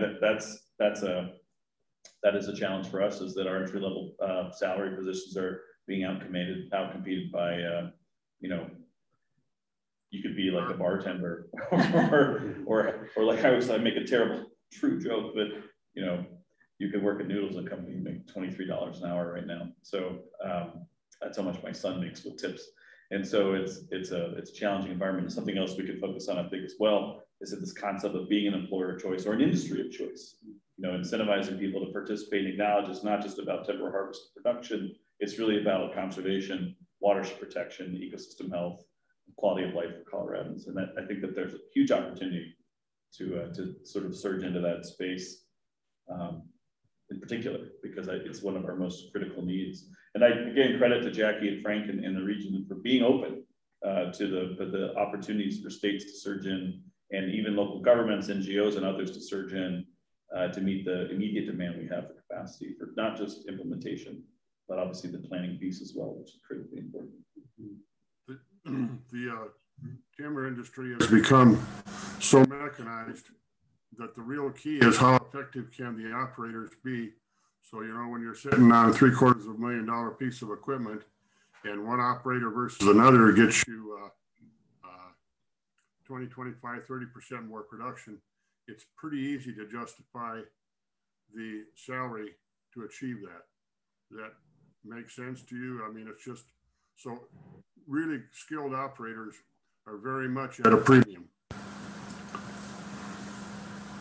That makes sense. With the equipment, I know some like county conservation districts have like no-till drills and equipment that landowners can loan to use, and they get farm bill money to pay for that. So I don't know, has that ever been a part of the conversation? Could agencies possibly buy some of this equipment and loan it out? Is that just out of the question? Is that way too expensive? And I'm like completely off the wall in thinking that. I just know it worked back, you know, in these farming communities that wanted to implement some of these best management practices, but couldn't afford the equipment. So they borrowed it. It's been somewhat explored, but the specialization is so great on a lot of it that it's, you know, I would make a guess that for every cut to length harvester in the United States, there's probably 3,000 to 4,000 tractors or dozers or front end loaders. So the skill set, some things transfer back and forth, good equipment management or whatsoever, but or whatever. But I think I would hate to set the municipalities up for a pretty expensive piece of machinery that might not get utilized adequately. I would add, though, it is that, you know, to Miller's Timber's perspective and other vendors that we in industry partners, is that if there's certainty, they'll invest. Yeah. And, you know, the state of Arizona is a great example. Put some specific funds aside to keep Miller operating. In particular, there's a partnership with that company for a year and guaranteed a certain amount of work and a cancellation ceiling. It's like, you know, if we can't generate the work, we're still going to pay you X amount of the money. And as all of these states ramp up around us, right here, all across the West, we're all going to be fighting for the same resources and the same. And so anything that we can do to incentivize industry to grow our Colorado companies and attract others is in our best interest. And so I think that that's the model, you know, that I think we should be thinking about, is building out a pipeline that's consistent, and then acknowledging that there's funding in the bipartisan infrastructure law for cancellation ceilings. There's ways that the state can think about, you know, some guarantees for industry, because that's huge risk. I think what's a Ponzi machine or any piece of equipment is well over $1 million or $500,000 to $1 million. And that's, you know, it's a huge risk for a business to take on. If we can provide certainty through our programming, that gives us the best advantage to keep industry present and growing. Molly, and then Jackie, I don't know if you see in the chat, there's a question directed towards you on hiring. But Molly? The other thing I wanted to mention is that Tim and I both participated on the RMRI biomass subcommittee, and looking at the challenges associated with low value material here in the state. We definitely have parts of the state that have, let's be honest, some really crappy trees. And so how do we solve that issue? I will share that there was a lot of money recently awarded through the U.S. Forest Service Community Wood Grant Program, as well as the Wood Innovations Grant. A couple, Dave Sitton down in Southwest Colorado is going to be adding to his production a pellet mill, which will be great for the utilization of low value material in Southwest Colorado. J.R. Ford is moving forward with biochar and briquettes, and he's out of Pagosa. We also had Timber H Systems, who is one of our, I think maybe our only manufacturer in the state of cross-laminated timber. So we're trying to add utilization capacity as well, because we recognize that as much as we can, we need to be capturing value off of that material. It will help bridge that gap if and when the infrastructure funding and other types of funding go away. And so we're still working on that. So if anybody has any questions on that, let me know. Great. Thanks, Molly. And Jackie, I don't know if you're able to see this question from Ethan. You may have had to jump off. Okay, no problem. Well, thanks so much for the presentation. I thought that was really wonderful and great discussion that we've had. So let's take, we're scheduled to take about a 15-minute break. Does that sound good for everyone, or should we take a 10-minute break? 15 minutes? Let's come back at 12:45, and I'll give you time to grab some food and stuff, and I think we have some food here for us. All right, thanks everyone.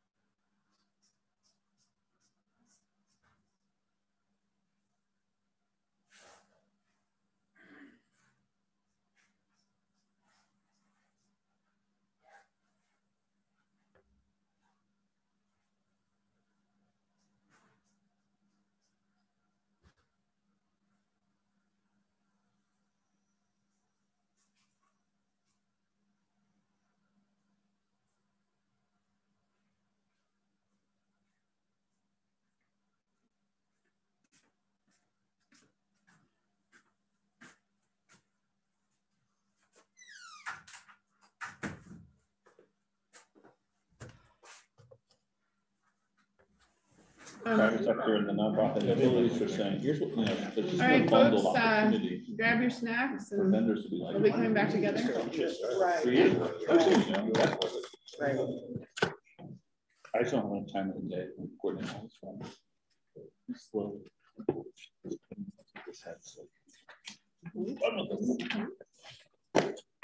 Alrighty, so everybody got some lunch, I hope. We are going to kick it right off because we've got a lot to do before 2 p.m. today. And I'm going to start us off here, just setting the stage for the second half of our conversation. It's that time of year where it's really time for us to start making some of the recommendations that we were tasked with when this council was established last year, believe it or not. And that is going to be coming up pretty quickly here. So just last week, we got the schedule for the Wildfire Matters Review Committee, which is the interim committee that meets to discuss wildfire issues as well as forest management and fuels issues in the state. And this is important to us because if you recall in our authorizing statute, you know, this council is a collaborative forum. And I'm just going to let some folks in here. You know, we're a collaborative forum to advise the governor and the General Assembly on issues, opportunities, and threats regarding Colorado's forests. But our minimum reporting requirements as a council are to brief the Wildfire Matters Review Committee annually and submit an annual report to the governor. So those are our two tasks that we really need to do this summer. And don't worry, we will be here to support all of you as we work through this. So the Wildfire Matters Review Committee, as I said, interim committee that meets during the summer and early fall to develop recommendations on wildfire issues and forest management issues.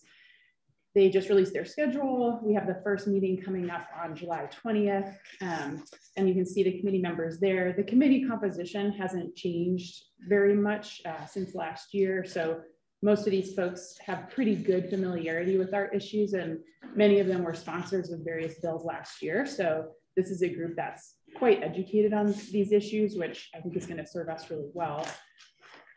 Just today, this morning, I heard from their staff that on the 20th, they would like to hear, I think, an update on what this council's been up to. And so, you know, Director Gibbs and myself will likely provide some of that information, but then that will probably also be a great time for our legislative committee to introduce themselves. And you're going to be hearing from the chair, Jody Shattuck McNally, really shortly here.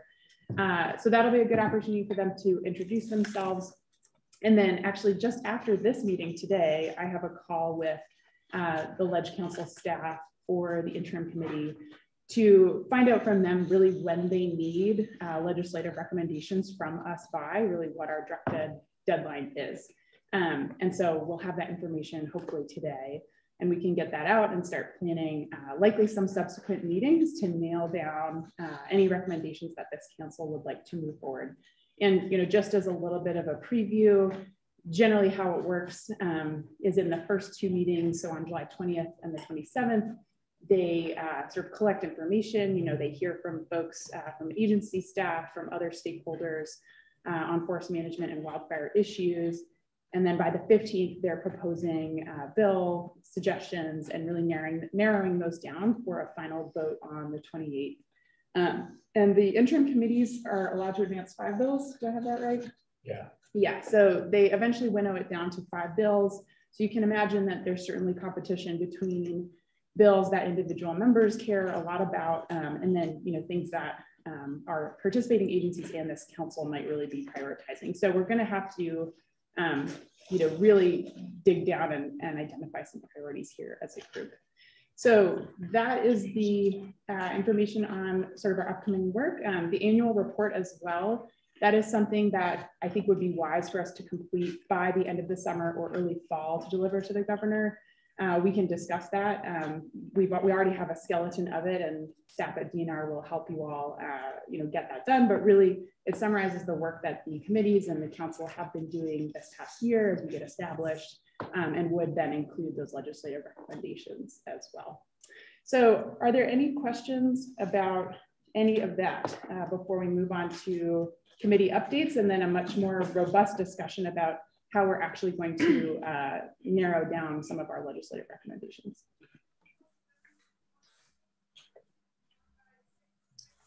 Okay, so I'm not seeing anything, but I'll scroll down here. And this is the current list of people that were announced that would be on there. Yeah, yeah, this is 2022. Yeah.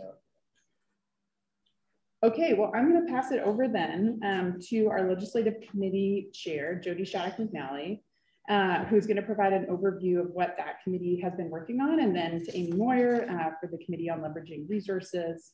And again, this will feed into a broader discussion about how we're going to narrow down some recommendations this summer. Take it away, Jody. Great, thank you, Angela, and thank you, everyone. And I'm really excited to be here today. I'm already had some great conversations. I am very honored to be the chair of the sub-legislative committee, and we've been meeting every 2 weeks for the last 2 months. I believe we've had 4 meetings, and as you probably all know, we have those meetings recorded in our minutes, and I'm sure if you have further, if you want to go back and listen to any of our discussions, I think those are all available. And I want to thank everyone that serves on that committee, and it has been coming, and we've been having some really great conversations. So I'm just going to present very quickly in the interest of time, a kind of a summary of our work and the areas of focus that we've been talking through the last several weeks. And we plan to continue to meet every 2 weeks on Fridays. And again, I thank everyone for their time and efforts. So first, I'd like to share, we've had a lot of discussion. Well, first, we had a kind of a legislative update. We had a legislative review looking at the past bills that were passed, ones that didn't. We had kind of a presentation that Angela and Courtney put together, which I really appreciated. It was really well done. Just kind of taking an overview of the past year. And then that discussion led into things that weren't done, or that we were thinking, we're hoping had been passed or accomplished with the legislative session, and what maybe still needed to be addressed. And that led into kind of the topics and areas of focus that we I'm going to be sharing now. And the biggest one that we had talked about was workforce development. And so we had two of our meetings focused on this. With the U.S. Forest Service and private industries, that was the focus on how both the U.S. Forest Service and private forest companies were struggling to recruit applicants. So our first meeting that we focused on the workforce development was, we had a guest from the Conservation Corps program from Larimer County, Molly from that program presented about the participants that received those participants in that program received wilderness first aid certification, the S212 training, and they get about 400 to 800 hours of chainsaw work. And then they help them work on job resumes, help them apply for jobs, and help them kind of get directed into jobs in the industry. And so again, that presentation, you want to go into depth, those slides and that information is in our meeting minutes and video. Then we had, as you heard earlier from Molly Pitts and Tim Reeder with the NAU study, and they talked about the greatest challenges in Arizona, Colorado, and New Mexico was the worker retention, and that there was limited training opportunities for positions like drivers, mechanics, and machine operators. So we had a very great long presentation from them on that. And so those prompted some more conversations to have further guest speakers. And I want to give a shout out to Mr. Morgan for bringing some forestry education and bringing Front Range Community College to come present last week for us and talk about the community college opportunities to help increase that workforce development and increase capacity for the work that we know that needs to be done. And we were happy to have, and I'm blanking on her name, I don't have this on here, but Front Range Community College has one of the few Society of American Forestry's accredited forestry technology programs in the region. And they are maxed out, and they need more faculty to hold more classes. And they were showing the kind of the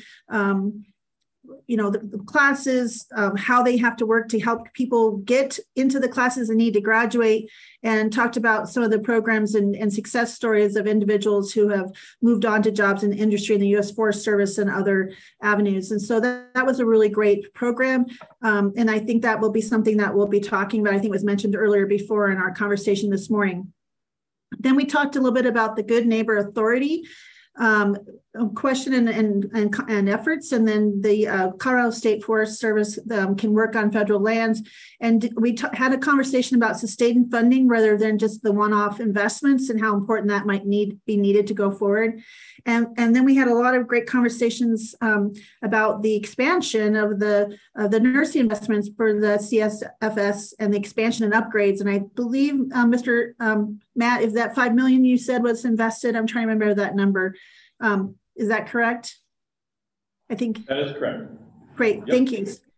So that's really important, you know, to have all these pieces going forward.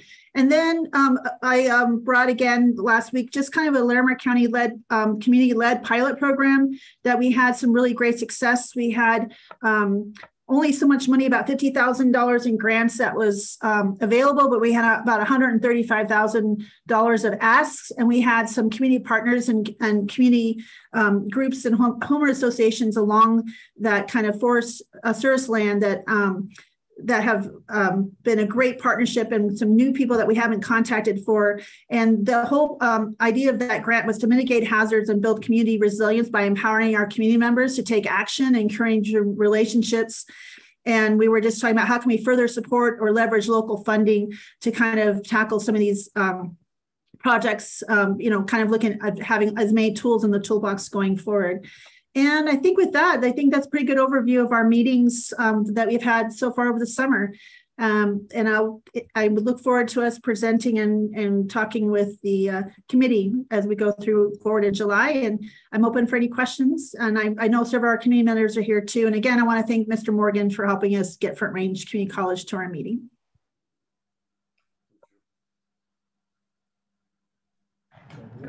Great, thanks, Jody.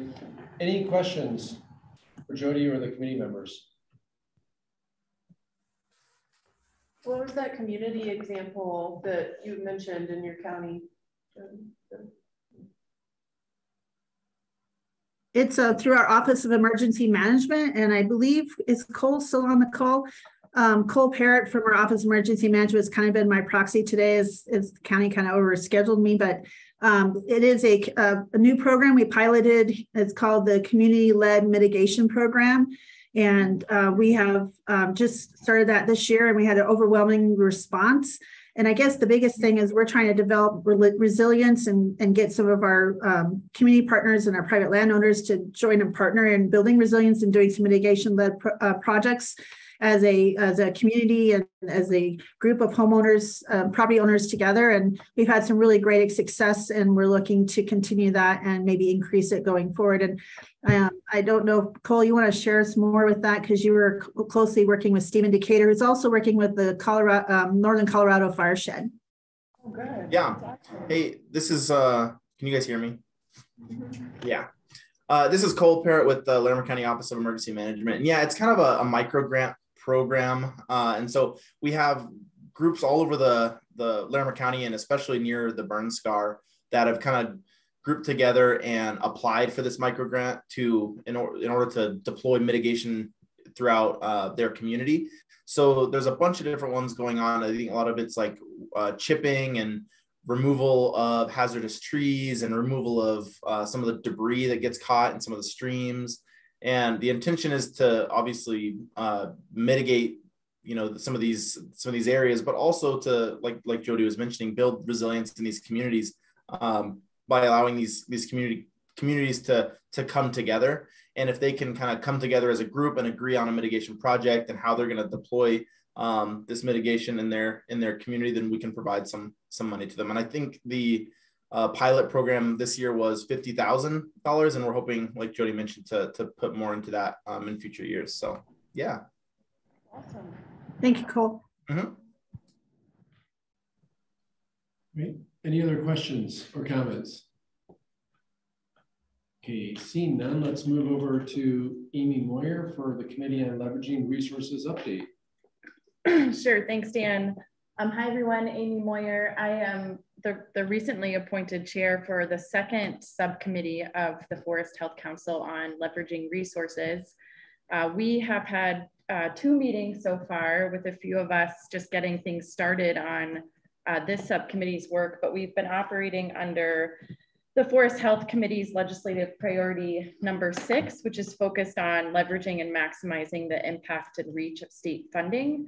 And we've also identified that this subcommittee may support a few of the other legislative recommendations, including how do we look at landscape scale planning? How do we look at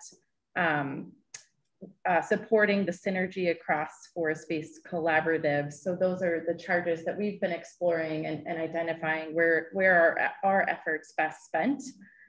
So during our first 2 meetings, we've had a lot of discussion of where do we spend our energy? What is our priority as a committee? And we've really focused on 2 separate themes as we're narrowing down our work for this committee. One being, how do we support some of the shared strategies and visions for how our resources best leveraged and utilized on the ground? So looking at where would there be support of developing a framework that looks at the standard risk assessments and mapping processes, standardized science-based approaches and GIS optimization tools to make those more widely available and better utilized across the state to, again, leverage our resources best on the ground. We're still in some discussions of, again, where are our efforts best needed to fill, whether that's some gaps in the local level or the state level. And so those are some of the discussions we've had on more of the high level approach on a shared strategy or vision. And then on a more granular level, looking at existing funding streams and identifying barriers or opportunities to better streamline or utilize all of these new funding initiatives that we've talked about today. So even during, Matt's presentation of going through just what happened in 2022, there's a lot of different funding pathways. And so how do we potentially as a council look at how can those work better together? How can communities better understand where do their projects fit in these different funding opportunities? So looking at how can we work closely with DNR, who's been putting together an all programs funding spreadsheet, and thinking about how can we help our communities navigate those all program funding spreadsheets? How do we look at, are there any barriers or conflicts as to how these programs work together? And also looking at other funding program spreadsheets like the Water Opportunity Navigator that the state has put together. So how can we use our expertise and what we're hearing on the ground of what are the barriers to accessing these resources and leveraging them together? So those are some of the discussions that we've had. We are looking, and maybe this, Angela, you can help me if this is a good forum, just to get a better sense of who's interested in participating on this subcommittee. We have had kind of a low participation, but again, we've had 2 meetings and we're looking at how can we better standardize our meeting schedule similar to the other subcommittee of looking at maybe a once a month over the lunch hour standard meeting time to help with participation in the subcommittee, knowing that we all are busy and running around, especially in the summer months. So that's a quick update from our group. Awesome. Great. Thanks, Amy. Any questions? I just have a quick one on procedure. So, I mean, I'm terrible at coming to the legislative committee, much less this committee. So, what's the level of appropriateness to send staff or representatives? Because I mean, everything you're talking about, I mean, we would obviously be a key component of that conversation. So, what is the appropriateness as it relates to the council? Yeah, great question, Matt. So I believe in our bylaws, and I'll have to go back to look to make sure I get this right. Our committees are composed of members. And so if the committee wants to advance something to the broader council, they need to vote on it. Simple majority that gets sent to the council. But the committees are welcome to, for instance, establish task forces that have non-council members on them, and just hear from staff or members of the community, which is what these committees have been doing. And they're all publicly noticed technically too. So, they're posted online on the website. So your staff are welcome to listen in to every single one if they want. And then I would say if there are specific issues that council members need information from staff on, they should be reaching out, or through me, I can reach out. Getting those people connected so that at least you're having real-time engagement on the policies and the funds themselves. I think that would be a perfect opportunity for the Leveraging Resources Subcommittee, because we're really just getting our wheels spinning on where can we start digging into these these efforts a little bit more. So that'd be great, Matt, if you have ideas of. Absolutely. No, I'll make that a follow-up. Yeah. Are you looking for more members now? Like, yeah, I don't know if we could do like a quick raise of hands for the Leveraging Resources Subcommittee, just to get a more firm indication of interest and participation. Okay, raise your hand if you're interested. I'm on the list, but Christina, I haven't been able to make the 2 meetings. I'm interested in directing staff. Perfect. Jody, was that you? So we've got Jody, Ben Tisdall, Christina. Anybody else? You want it? Okay, Dan, if he's not on it. And then Christy and Brett, you guys have been pretty active in our subcommittee. Hopefully we can keep you on there. Perfect. Do you know, you said once a month around lunch. Do you know about the day? I think at this point, what I would propose is just looking at maybe like a first Tuesday. Okay. So that would be kicking things back up in August. Okay. Given just how busy the rest of this month is likely for everyone, knowing that we may plug in a little bit preparing for the Wildfire Matters committee meetings, but maybe we propose kicking things off the first Tuesday over the lunch hour, which would be August 2nd. Amy, that's going to be tough for all of my commissioner meetings are on the Tuesdays, but I've been gone for the last month, which is why I couldn't attend the last few. But I think it's, if we could look for Mondays or Fridays tend to work. Okay. Other people have meetings on Wednesdays, but maybe we shoot for the connect offline to find. Yeah, I'll shoot around sometimes for some of our core group that's interested, and we'll find the best day. I had a question as well. I think that summary of all of the newly available programs for local communities to spend and access is really important. A critical part of that is identifying which ones have a local match component and whether that match can come from ARPA dollars or other sources. I think some of them did have a, I think one of them wound up having a requirement that you demonstrate a local funding stream dedicated in order to rank in priority for that. So it'll be a good list. And then just if you could add the components of match to that list, that'd be great. Okay, any other questions or comments regarding the subcommittee? We have one question just about committees in general from Julie. At what point can we get an update on what subcommittees are available? I've lost track of what is out there beyond the legislative committee. So there are just currently 2. When we ask for folks' interest, these are the 2 topics that garnered the most interest and most participation, I think. And so it's the legislative committee and then the committee on leveraging resources. Those are the 2 that exist. And so the legislative committee is chaired by Jody Shattuck McNally. If you're interested in joining that committee, please reach out to Jody. And we can put her email in the chat if you don't have it already. And then Committee on Leveraging Resources, the chair is Amy Moyer. So you can reach out to her. And who is supporting what committee? So I'm supporting both committees along with Courtney Young, who's taking notes, which is wonderful. And I would say in terms of the future, I think what probably makes sense is at our fall meeting, date TBD very shortly here, we should reevaluate the committees that we have and decide, is this what makes sense for the next year going forward? Should we set something else up? Are there specific issues people think we need a new committee to really dig into? Oh, which members are serving on which committees? Thanks, Samantha. I'm happy to send out the list of those folks.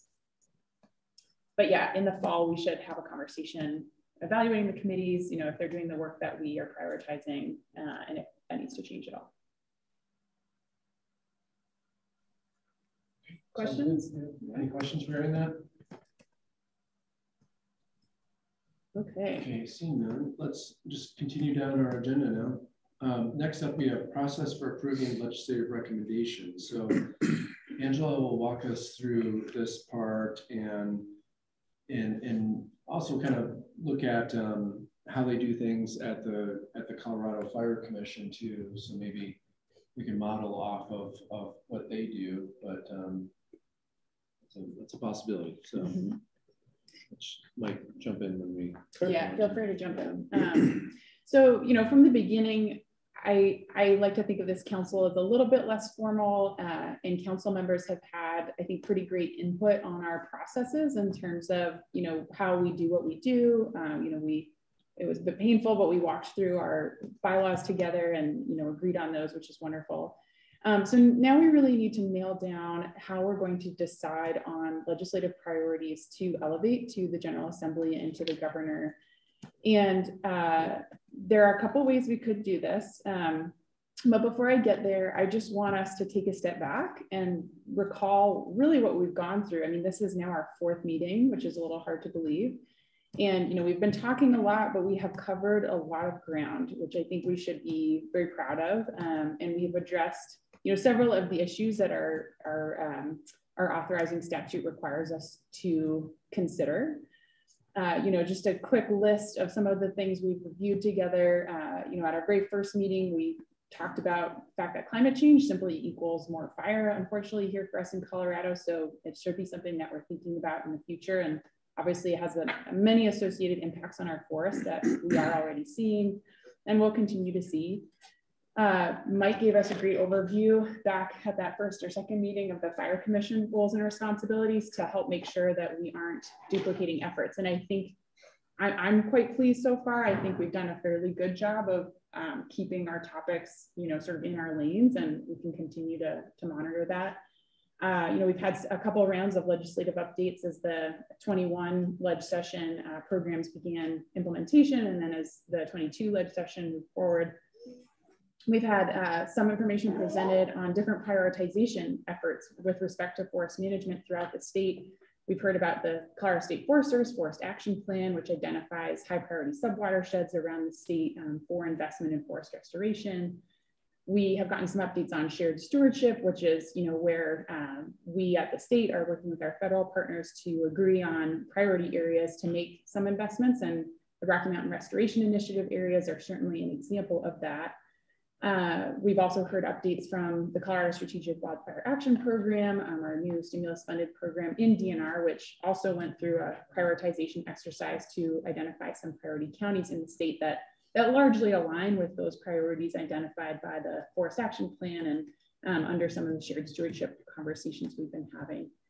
You know, I think this has been a good forum to get updates from our federal partners on IIJA or the Bill Act. And some of the investments there, as well as Colorado State Forest Service program updates as they really ramp up and, you know, have really seen the size of their agency increase pretty significantly in the last couple of years here. We had a great presentation from the Colorado Forest Collaboratives Network and from some collaboratives around the state. We acknowledge that Erin Kimple is acting as our liaison to collaboratives, hopefully being able to go back and forth sharing information and getting information from them. You know, one thing we heard from them was they would like some assistance navigating the various funding opportunities. And then today, and with some of our committees, we've really focused on workforce development and making sure we understand sort of what the needs are to inform some of our conversations moving forward. So I hope that's a helpful overview. Does anyone have any questions, or have I left anything glaring off this list, this sort of summary of where we've been the last 4 meetings? Okay, so hearing none. This brings us to, you know, how we can make decisions about the ledge recommendations that we're bringing forward. And, you know, so I took a look at what the Colorado Fire Commission has done. They have a very organized structure, really from the get-go, in terms of establishing committees and task forces that independently develop recommendations that they then advance to the council. For this summer, we're behind the 8 ball on that, but it doesn't mean, I don't think, that we can't develop, I think, some recommendations that are going to be really compelling. So given the time that we have, which is short, you know, we really just have a couple months here max to come up with some recommendations that we all agree on. This is really just a straw man process that I'm throwing up here for us to discuss, to tear down, to rebuild. So I'll walk you through it. Oh, we have one question. Let's see. Okay, thanks, Jackie.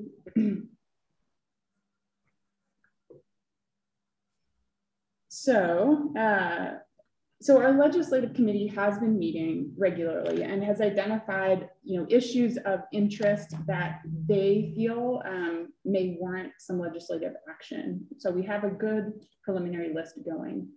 And so in terms of recommendation development, what that can look like is both agency staff and the legislative committee develop recommendations so they can be doing the grunt work there. I think after this, we will have a broader discussion about those concepts that the Ledge Committee has identified and whether there are other concepts that other members of this council really want to see investigated as potential concepts for recommendations. But so the legislative committee, and obviously support staff would do the work of developing, more detailed recommendations. The Ledge Committee would vote with a simple majority to advance a certain number of recommendations to the full council.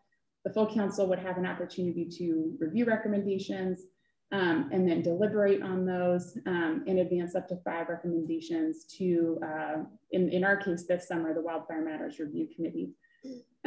So this would all have to happen pretty quickly. Basically would mean that we would likely have to have another full council meeting, probably about a month from now, but maybe sooner than that, in order to vote on recommendations to advance. The Fire Commission uses a supermajority to advance recommendations, really to make sure that there's some consensus around the lead recommendations they're putting forward.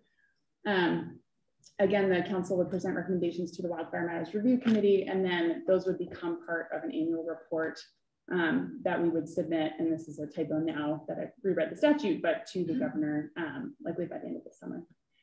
So total straw man. Mike, maybe I'll ask you first what your thoughts are on this, pitfalls, and then we can open it up and see if other people have thoughts. I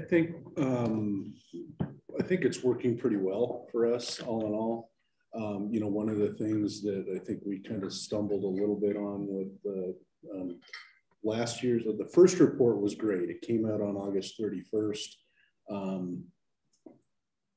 Ironically, every one of the recommendations got picked up in the next legislative session, which kept us very, very busy, and they all got implemented. So they were all successful. But that kept us so busy that by the time we got through legislative session, we really kind of started to dig in on the next round of recommendations. And though we weren't ready for those by August 31st, it ended in a report that we're mandated to do by statute. That was then an addendum added to it on December 30th or 31st, which by then the legislator already has their bills, titles, and they're off to the races. So we didn't have as much success year 2, although we did have some successes with it. I think the structure works pretty well, and I think to maybe some of Matt's questions earlier about what I think is working well for us is that the commission votes. In order to advance on a topic, the commission has to vote on a 66% supermajority. The way we vote is you can vote yes, you can vote no, or you can vote I can live with it, which is kind of the consensus building. That's Heather Bergman's term, and it works well for those touchier topics where people can go, well, I can't say that I'm 100% on board, but this makes sense, I can live with it, and that counts as part of the supermajority to move it forward. But the other piece, to Matt's point, is because the people that are on these commissions are all super busy and all have jobs and everything else, busy people, is that we did allow for the chair had to be a member of the commission. However, the makeup of the committees or task forces, subcommittees to do the work could be subject matter experts, where you would not have everybody that would have all the expertise you would probably need for certain topics. For example, I think one of the subcommittees that got very big for us was the Wildland Urban Interface Codes Committee that brought in a lot of people who were very savvy on codes and those types of standards that weren't necessarily members of the commission itself. So I think there's a lot of strength. Of course, how that is handled in that group is the executive director of the Department of Public Safety then can appoint those people. So it would seem like it's similar for Dan authority to be able to do some of that. But I do think, you know, that August 31st timeframe of what you're trying to do becomes kind of critical, because it gives the legislators time to understand it, to kind of vet it with some of their stakeholders, and perhaps start talking about bill titles or whatever else through the Wildfire Matters Review Committee process. So. And I don't know, Dan, of course, Dan and Matt. Yeah, I was gonna say, would you recommend any changes or everything? You know, it seems pretty functional. I think it's pretty functional. I think it's worked pretty well. The only thing that, you know, again, that I think in order, as everybody knows here, when you begin a legislative concept or a conversation in the stakeholder process, by the time you get that ready for testimony in the Capitol, or that takes a chunk of time. So sometimes that August 31st seems a little robust. I think it almost sets the standard. We kind of felt a little bit of that with the commission of like, well, gee, we didn't get as much done this year as we did last year. And I was like, that's not through anybody's fault. It's the time frames and the you know, the cradle to finish line is a heavy lift. So yeah, I mean, it also might be a suggestion if for this year, as we're sort of getting started, to think a little smaller in terms of the number of concepts we want to nail down as a council, but that's just what I'm sort of thinking, open to other thoughts. I think another comment I would have is to always keep in mind, I mean, if you can find some even low-hanging fruit that's going to be pretty, you know, going to be easy wins for people, that keeps the group motivated and you can see progress, and then gets the name and the recognition and the credibility of the group going forward. And what we're finding, I think, as a fire commission, I think that the codes is a classic example, is, you know, that is a heavy lift. We've watched decades to try to deal with the statewide code. And we got this close last year, and literally with about 72 hours left, they got hung up between type 1 and type 2 board and kind of died. And it will come back, but I think keeping in mind, finding the balance of what are the things where we can continue to, you know, one bite of the apple at a time to move it forward, and then recognizing there are going to be other things that are going to be, you know, multi-year and a little more red-faced conversations to get it done. So. I would agree with all that. I think it's important to pay attention to the schedule of the full committee, so that the subcommittees can have their items lined up and ready for consideration to move forward once they're adopted. That was where we were getting the WUI code board discussion on the fire commission done. It was kind of, we thought it was just barely on time, and it turns out, I think, a month before the end of the legislative session was still maybe not enough time, but we may want to consider, you know, paying attention to where the forest health full committee meetings occur, so that if we need to adopt a recommendation or something in time for another target event that the legislature would have in mind, then the scheduling matters. Thanks for that, Ben. Other thoughts on this sort of process? And so just to give you all a little bit of a preview of what this would mean over the next, well, really month or two, is that I have turned the topics that the Ledge Committee has been discussing into a Google form really quickly here. And so we can have a conversation about those concepts and whether there are others that folks want to add for consideration. And then we could have a little vote here virtually to understand what people's top priorities are. And that could give the legislative committee some direction in terms of beginning to develop, you know, more detailed recommendations. So we could get the ball rolling today. But before we do that, do people feel comfortable with this process in terms of the legislative committee members really being the ones to sort of flesh out recommendations? And obviously, this can be evolving each time we sort of present a version back to the council, we can certainly seek feedback and make changes as needed. And then we would vote as a full council with a supermajority to advance those recommendations. How do people feel about that process? Issues, concerns? Thanks for the thumbs up, Erin.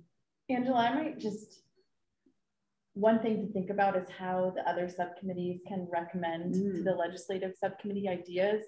I don't think we're there yet, and just as we're forming some of these subcommittees, but for next year's process, maybe better defining how we share across subcommittees some recommendations that may come up as we work through our charges. Yeah.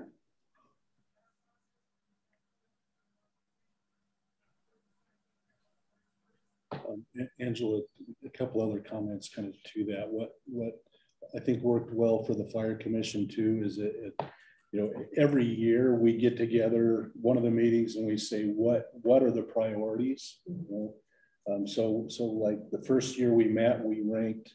There's like 10 priorities that were put up, and then everybody got a sticky note to say which, you know, pick 3.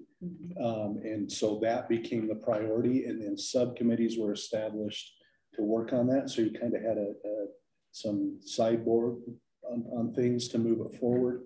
The other part that kind of got hung up a little bit too is I think from a concept is when we started to vote as a commission on moving something forward, was to recognize that we're really moving a concept forward. It's not final legislative form, because that kind of became, you know, some of the associations would be like, well, we can't vote yes on this because we haven't seen a bill of what it really does. So to really say we're going to continue to have this legislative debate on what the bill language is, but do you support in general the concept of what that is? And I think that's a pretty good a good path forward to kind of keep everybody kind of focused on what we're trying to do.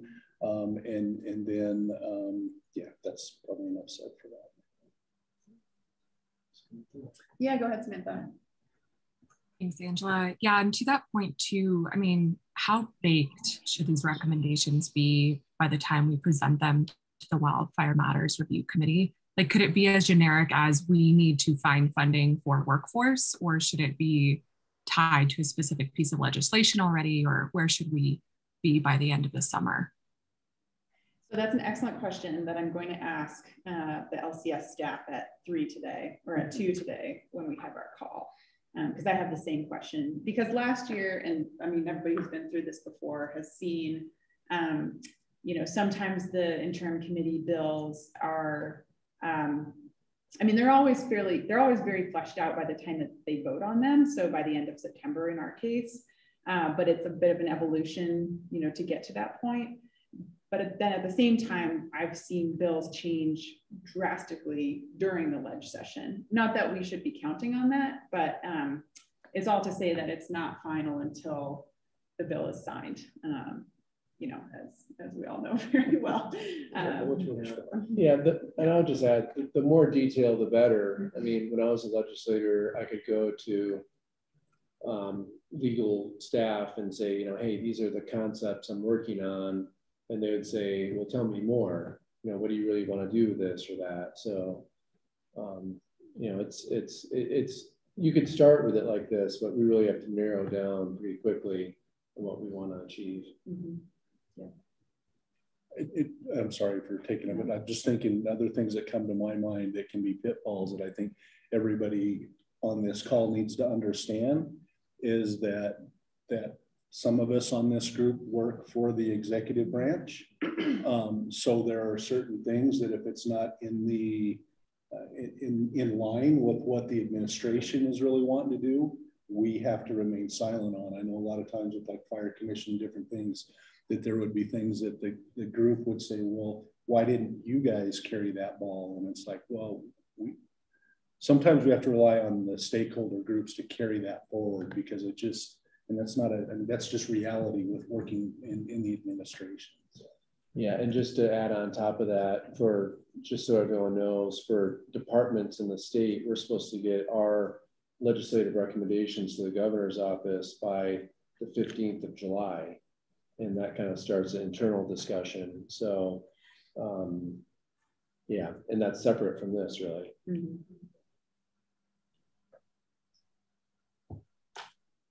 All right, any other comments?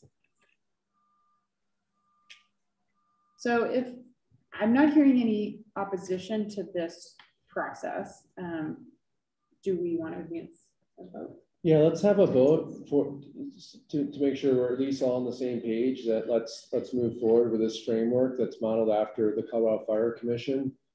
And many of us serve on both commissions and boards and stuff, so we've seen it work quite well. We could always make modifications if we need to later on, but at least this put together a framework that we need immediately, really, to start the legislative kind of recommendation process. Go ahead, Aaron. Aaron? No, overall, I really like how this works. I do think that idea of making sure that we bring ideas forward for the legislative committee to discuss makes sense. And I don't think this, so I think just making sure we consider that as we go forward. And, you know, I will say, Jody, as the chair of the legislative committee, it is fine for council members to individually contact you to provide, you know, their own input or suggestions, and then the committee can discuss those as a whole. You know, is that email? I'll look into that. I'll ask the AG staff. I'm trying to remember if that email constitutes a open meetings violation, but it can. So committee members may have to actually attend the next meeting to discuss their suggestions openly. So I'll follow up on that. All right, well, do you want to advance vote? Yeah. Is there a motion to approve our a model very similar to, I guess, identical to the Colorado Fire Commission in terms of adopting policy recommendations for the legislative body? I so move. Okay. I will second. Okay, there's moved and seconded. Any further discussion? Seeing none, all those in favor say aye. Aye. Aye. Any in opposition, say no. Okay, the ayes have it. So we have a framework. That's great. Congrats, everyone. Great. So looking at the time that we have, I want to pose a question to the group. We still have council member roundtable on our list, just in terms of providing some various updates from folks.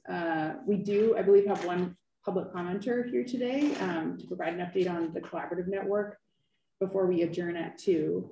So we do have limited time, and we should make sure we get to public comment by 1:50. So we have 15 minutes. The only other thing I'm wondering if we want to do today, or feel like we have time to do today, is to, sorry, I just gotta manage my windows here, is to have that conversation about what else should the legislative committee be considering and potentially developing recommendations for. So this is the form that I mentioned.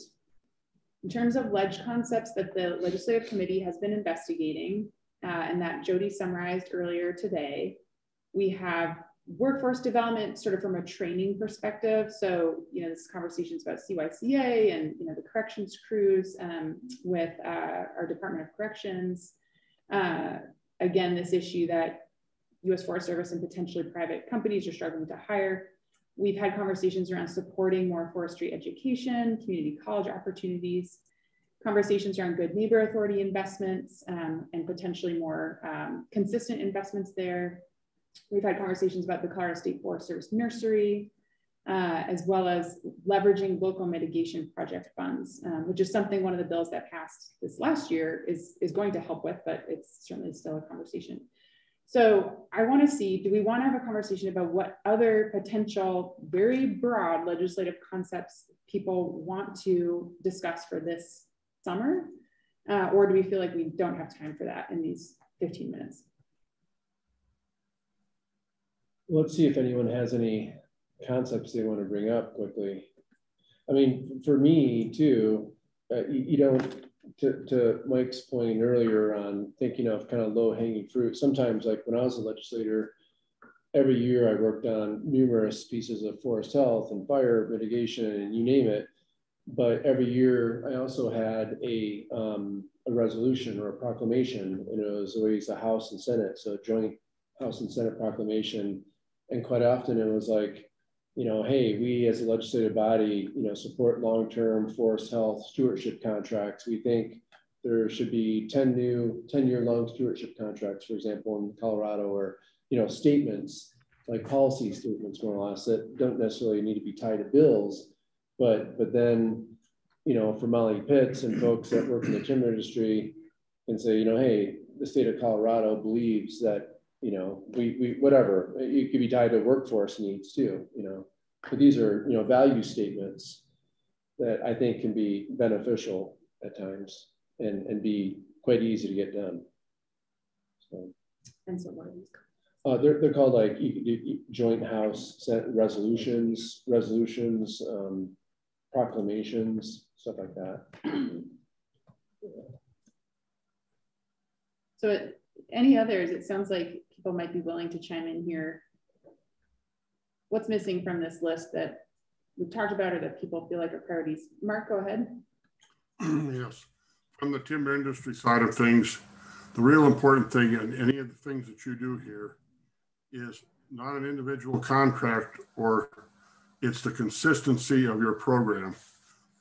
The industry looks for direction and they will make their investments accordingly, but the consistency of a program, anything that you do to show that over a period of time, it doesn't need to be an individual contract or a series of long-term contracts. It doesn't need to be a given set of work to any individual contractor. The real key is how consistent is your program, and that's always been a problem for us with state and federal programs. Often what happens is people tool up or gear up and they get ready to do the work that you're asking them to do, and then there's a change of leadership or a political change. So anything that speaks to consistency of program is huge. Thank you. So that's both funding consistency, but he's really talking about planning consistency, pipeline. Yeah, one kind of piggybacking off of that, we have all this money coming our way, and there's beyond just workforce development, there are just a lot of barriers to implementation.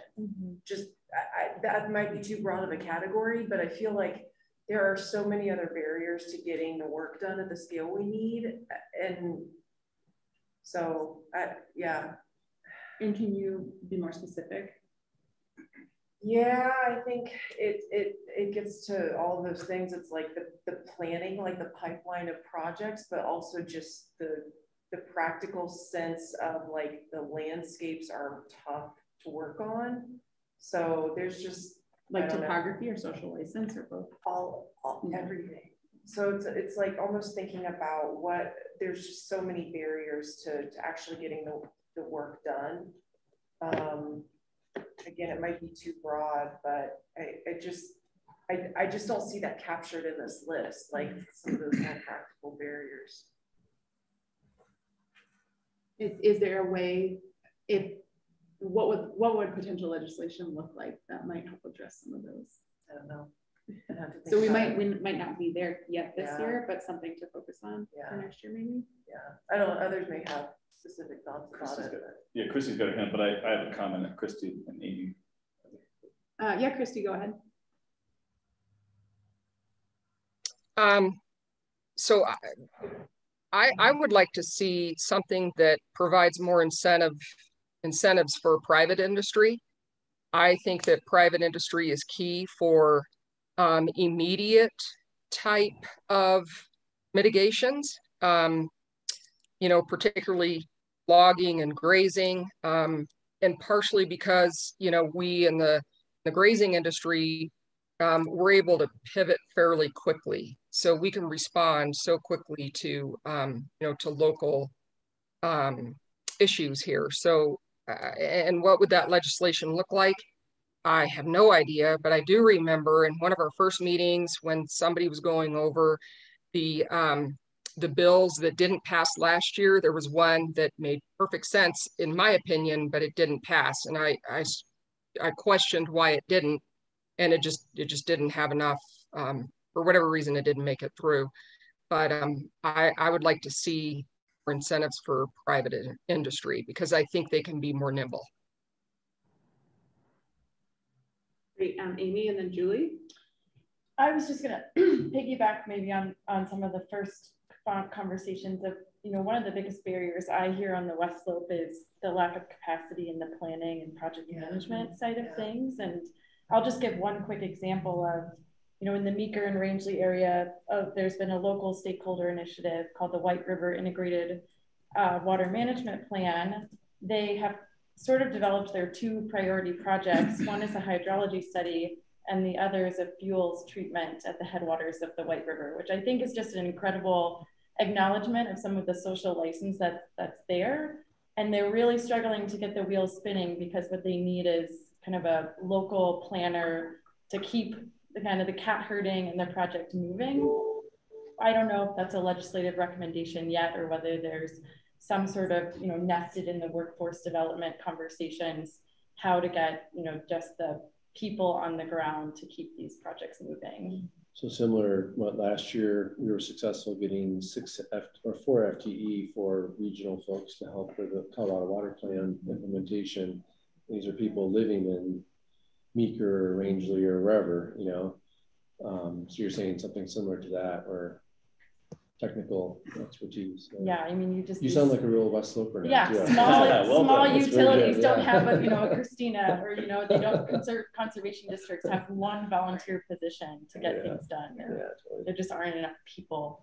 And that staffing proposal we have in front of the Rocky Mountain region is designed to fill those gaps where we don't have foresters in place that could be like, yeah, we could do that. Yeah. You know, even if it's on federal ground, regardless, we're talking with John Ring with Gillum about similar potential supports in places where they have work. So I think that's a great place to sort of look at how we grow capacities, not just on the implementation side, but on the planning, project development side. Yeah. Both on private and federal. Let's see, who was it first? Julie, yeah, Julie, then Brett. Yeah, and I'm sorry, my screen doesn't clearly identify all the speakers, but someone was just talking about the removal of barriers, right? And how important that is. And that struck a chord with me, because from my vantage point, where I've seen success on the utility side is really trying to figure out, right, scope of work, not enough people to do the work. We suffer from those same challenges. And really where we achieved some success was in how we identified the prioritization of the work. And that really helped us, you know, get our arms around how do we remove those barriers, right? Because depending on what the priority was in terms of the projects to be achieved, then you could pinpoint where to focus those resources most specifically. So I don't know if there is some, you know, as we're thinking about, well, what does legislation look like? Well, how do we help identify how you should be prioritizing? There's too many projects, there's not enough people. So what do you do first? Where are we getting the most bang for the buck, that we're really reducing risk and increasing forest health? What does that look like from a broader perspective? Thanks for that, Julie. And correct me if I'm wrong, Amy, but that's an issue that your committee's sort of digging into in terms of potentially developing a sort of a framework or guide for anyone, you know, any group to use to do exactly that. Yeah, I think it's been one idea. And so Julie, I'd love to hear more of your thoughts on that. Okay, I'm going to sign up. Perfect. All right, we're recruiting members. Brett, go ahead. Most of what I wanted to say has been said, but I'll just echo what Mark Morgan was saying earlier about the consistency in planning is important for industry, but also just what Julie was saying about getting people moving in the right direction and connections with the Leveraging Resources Committee. So something around what you have there, but also back to the Forest Collaboratives Network and the conversations we've had. I guess I'd like to see something around supporting, you know, collaborative cross-boundary planning and efforts. We've talked about different ways to support the collaborative groups and the local planning efforts. which might be different than some of the other things we have on there. And then I have a question. Maybe, I don't know if the people on the Fire Commission can shed some light on this as well. How do we navigate that there's state agencies on this Forest Health Council? There's members from the legislature on the council. How do we navigate where, you know, there's they're lobbying basically or developing recommendations themselves? And then also some of those recommendations might find their way into the Forest Health Council, which means they're kind of, just how do we navigate those issues where certain agencies are lobbying already for themselves at the state level or entities, and then as a council, we also have those entities here. Does that make sense?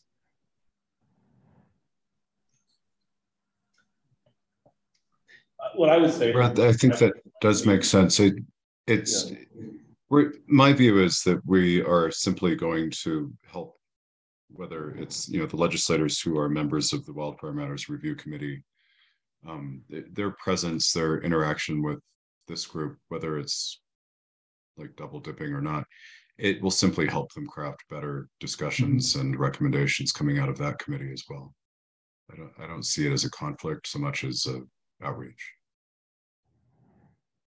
So, Brett, I would answer there is the possibility that there's, you know, are we unmuted? Yeah. Cool. So my intent is, and there are things that we're sort of cooking up, and I'll voice one of them in a minute here, but it's just to be super transparent, right? And make sure that this body is aware of things that the State Forest Service might be in engagement with DNR with, or with CSU, or you know, or whoever, and to ensure that if it's something we want to elevate through the council, we can, and but more importantly, that at least you're aware as key stakeholders that have a vested interest in whatever legislative priorities or administrative priorities that we are advancing. So that's from my perspective. The only other thing I'd add, and Dan kind of alluded to this, so we're kind of in our budget process internally now, if you will. And so this group, not to bore you with a bunch of details, but kind of how that works is, you know, basically clear back, you know, well, shortly after the first of the year, we begin conversations about what legislative needs we might have or fiscal needs we might have. And we go through what is called a decision item process. And so, like, speaking personally, in the Department of Public Safety, there's 5 divisions in there. Each of the directors puts together their legislative needs, their budget ideas in the forms of decision items. We get together as an executive management team, and all of those are thrown out into there, and we get guidance from the Office of State Policy and Budget on, you know, whether it's flat or what you can increase or decrease, or you know, those guidelines they give us. Most of that is held pretty close to the chest, understandably. And so we go through that process, and at the end of that, which actually happened in, well, around the end of May, that the Department of Public Safety took 5 divisions' ideas and whittled them down into priorities. And those priorities, then the executive director gets to say, here's the ones that are going to move forward. That then goes, as Dan said, goes to the governor's office, and then the 19 executive directors of all of the state departments have a similar conversation with the governor and the governor's staff, and it gets whittled down again. And those again are fairly, those are not advertised, if you will. We're told not to speak of those, and we don't. And then to the rest of it is, you know, so that's our budget process, and that's to go into the budget, the November budget, which then, if it did make it through and pass, it would become effective July 1, 2023. So we're 18 months to get something done in a very competitive, state government, you know, what's the crisis of the moment that's really being addressed. I think to your other point, Brett, of navigating, and what I was trying to get to earlier is that, you know, and especially with like this group, you know, the Fire Commission does not have any elected state legislators on it. But it's really falls back to that basic schoolhouse rock, you know, of the the three branches of government, and you have the executive branch, which the state employees work for, and we have to adhere to our processes. And at the end of the day, for example, in public safety, we had some things we tried to advance, and at the same time, Chief Packard needed body armor for his troopers, and body armor was a priority. And so we're not going to advocate for something that was lower on a priority list that decision's already been made. So recognizing we work for the executive branch and we're going to do those things. This group has some legislators, Senator Corum and Representative Cutter, who they work for their own part of government, right? The legislative branch, and can do it, advance things how they see fit. And then our stakeholder groups, recognizing that when we as state employees, our hands can be kind of tied, that we're not going to be able to champion for something that no matter what we believe personally, we may not be able to be the voice and the champions, and that's where we'll rely on the members of the commissions or the committees, or the councils to help advance those things to educate the legislative branch through that process. So sorry, that was pretty long-winded. Yeah, thanks for helping clarify. I think we can move forward. I'll also acknowledge, I think Mark Morgan has had his hand raised, not virtually, but physically. I don't know if you want to get in, Mark. Go ahead, Mark, and I'll just say, if you can keep it real quick here, that'd be great. And then I think we'll forego our roundtable updates, and I'll ask people virtually if they have updates to share, and we can share out virtually. And then we will also share out basically this poll, which I'm going to give people sort of 2 votes, so you can highlight, check box 2 things that you think are your top priorities. I know it's going to be hard to choose. Well, maybe 3. Now that our list is longer, we'll do 3. And then we'll get a sense for what the group's priorities are. And we'll discuss this at the next legislative committee meeting, which will be publicly accessible. So even non-members can chime in and watch if you like. And we will also probably schedule another full council meeting within the next month to further narrow this down and nail down some concepts. So with that, Mark, go ahead. And then we're going to have our public commenter. Your Good Neighbor Authority that you have on your list here is a huge tool, and the big advantage of the Good Neighbor Authority in the past has been that it's much faster and a much more nimble process. And the thing about that is it ties what Christy was talking about. Your industry is your tool for your good neighbor. And so it's 2 accelerators in a row to speed up the process of actually getting your work done. In the past, if you use your Good Neighbor Authority to get the permission essentially to do your federal work, the state's always been faster than the feds. And then if you utilize your contracting that Christy wants with your industry to get that work done, get your contracting out there. In the past, I worked on a lot of projects that have been accelerated pretty fast that way in this state. So it's just, I think you got the right pieces, and that's it. Thank you. Hey, thanks, Mark. Let's see. Before we go to public comment too, I just have maybe one comment from the list that we have in front of us. Amy, does your concept include like supporting forest health collaboratives too, or it's more like planning folks on the ground to work as kind of like a wing of local governments and the planning department kind of?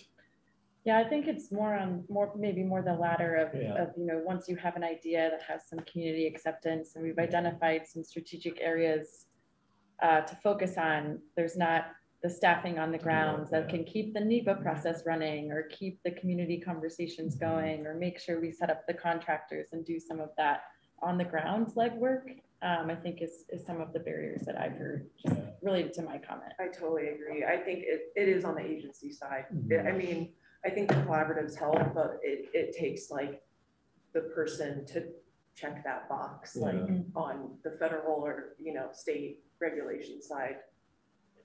It's NEPA. I mean, it's so it is on the agency side, in my experience.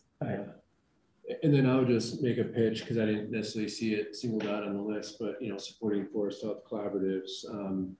look at my friend Mark Morgan up there. We've been involved with many different meetings throughout the years. And when you have the timber industry and the Sierra Club and a fire chief and a county commissioner and so forth, all green on the same landscape in the area, you can get a lot accomplished. And then you need to find those people that can do, work on the NEPA, work on the planning and stuff. So, okay, let's move to public comment. I believe is there one person here for public comment? At least one. At least one. If we have two, just raise your hand if you can, or yeah, or just start speaking too. Yeah, go ahead, Katie. Okay, thanks so much for taking the time to let me comment. So for those of you who attended the meeting back in April, you might remember me. I did a little introduction of the Colorado Forest Collaboratives Network. My name is Katie McGrath Novak. I really appreciate all of the ideas and support at that meeting, and especially the support since then. So I just wanted to do two super quick announcements about the network, and one is sort of a call to action. So one announcement is that this week or maybe next week, we're planning to send out save the dates for a couple of regional meetings and then a statewide Forest Collaborative Summit. So those regional meetings will mostly be like listening based. We want to build some relationships with collaborative groups, learn more about their work. And then these will also be used to like determine some more solid, concrete next steps for the network. And then the statewide summit will be an annual event, and it'll have more topical information and connection building between groups. So just keep an eye out. We'll be sending save the dates out for both of those, and I'm sure many of you would be interested in hopefully attending one or several of those. And then I also wanted to follow up on one of the ideas that was brought up at the previous Forest Health Council meeting, which was that the Forest Collaboratives Network could take the lead on putting together some sort of inventory of forest collaborative groups. I think some ideas that were tossed around were like looking at how groups are prioritizing work and what are their capacity needs, who are they working with, et cetera. And I've brought up this idea at a lot of different meetings, and I've heard a ton of different ideas from people. So we do want to move forward with this. And I'm thinking that we would like to do the bulk of the information collecting at like these regional meetings through surveys. So I know a couple people on this call have a strong interest in that inventory and have like some specific ideas on things to include. So I am planning on reaching out to people who I know are interested, but if you want to indicate in the chat if you are interested in being a part of that or have any specific ideas, I would love to reach out to you and work with you on that. So that's kind of my updates. And again, I appreciate the time. Hey, thanks, Katie. Thanks for joining us. We appreciate that. Any other folks want to comment during this public comment phase? Okay, seeing none. Thanks so much for joining us. Next steps, Angela, you want to send out kind of the survey of that list that we're brainstorming for legislative ideas. I would encourage you all to kind of think about how we could, they're all awesome concepts, but just kind of narrow down a little bit and just really think about like what changes with state policy, or is it very specific for funding needs, or the more information we can provide once we get to the stage to legislative legal counsel is or legislative legal services is better. So, okay, yeah. So do we have a motion for adjournment? Moved. Yeah. And Christy, was that hand up from before, or is that a motion for a second to adjourn?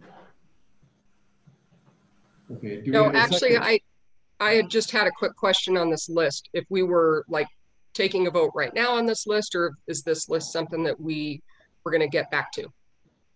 So I'm going to send it out for folks to vote on, and then we will discuss it at the next legislative committee meeting.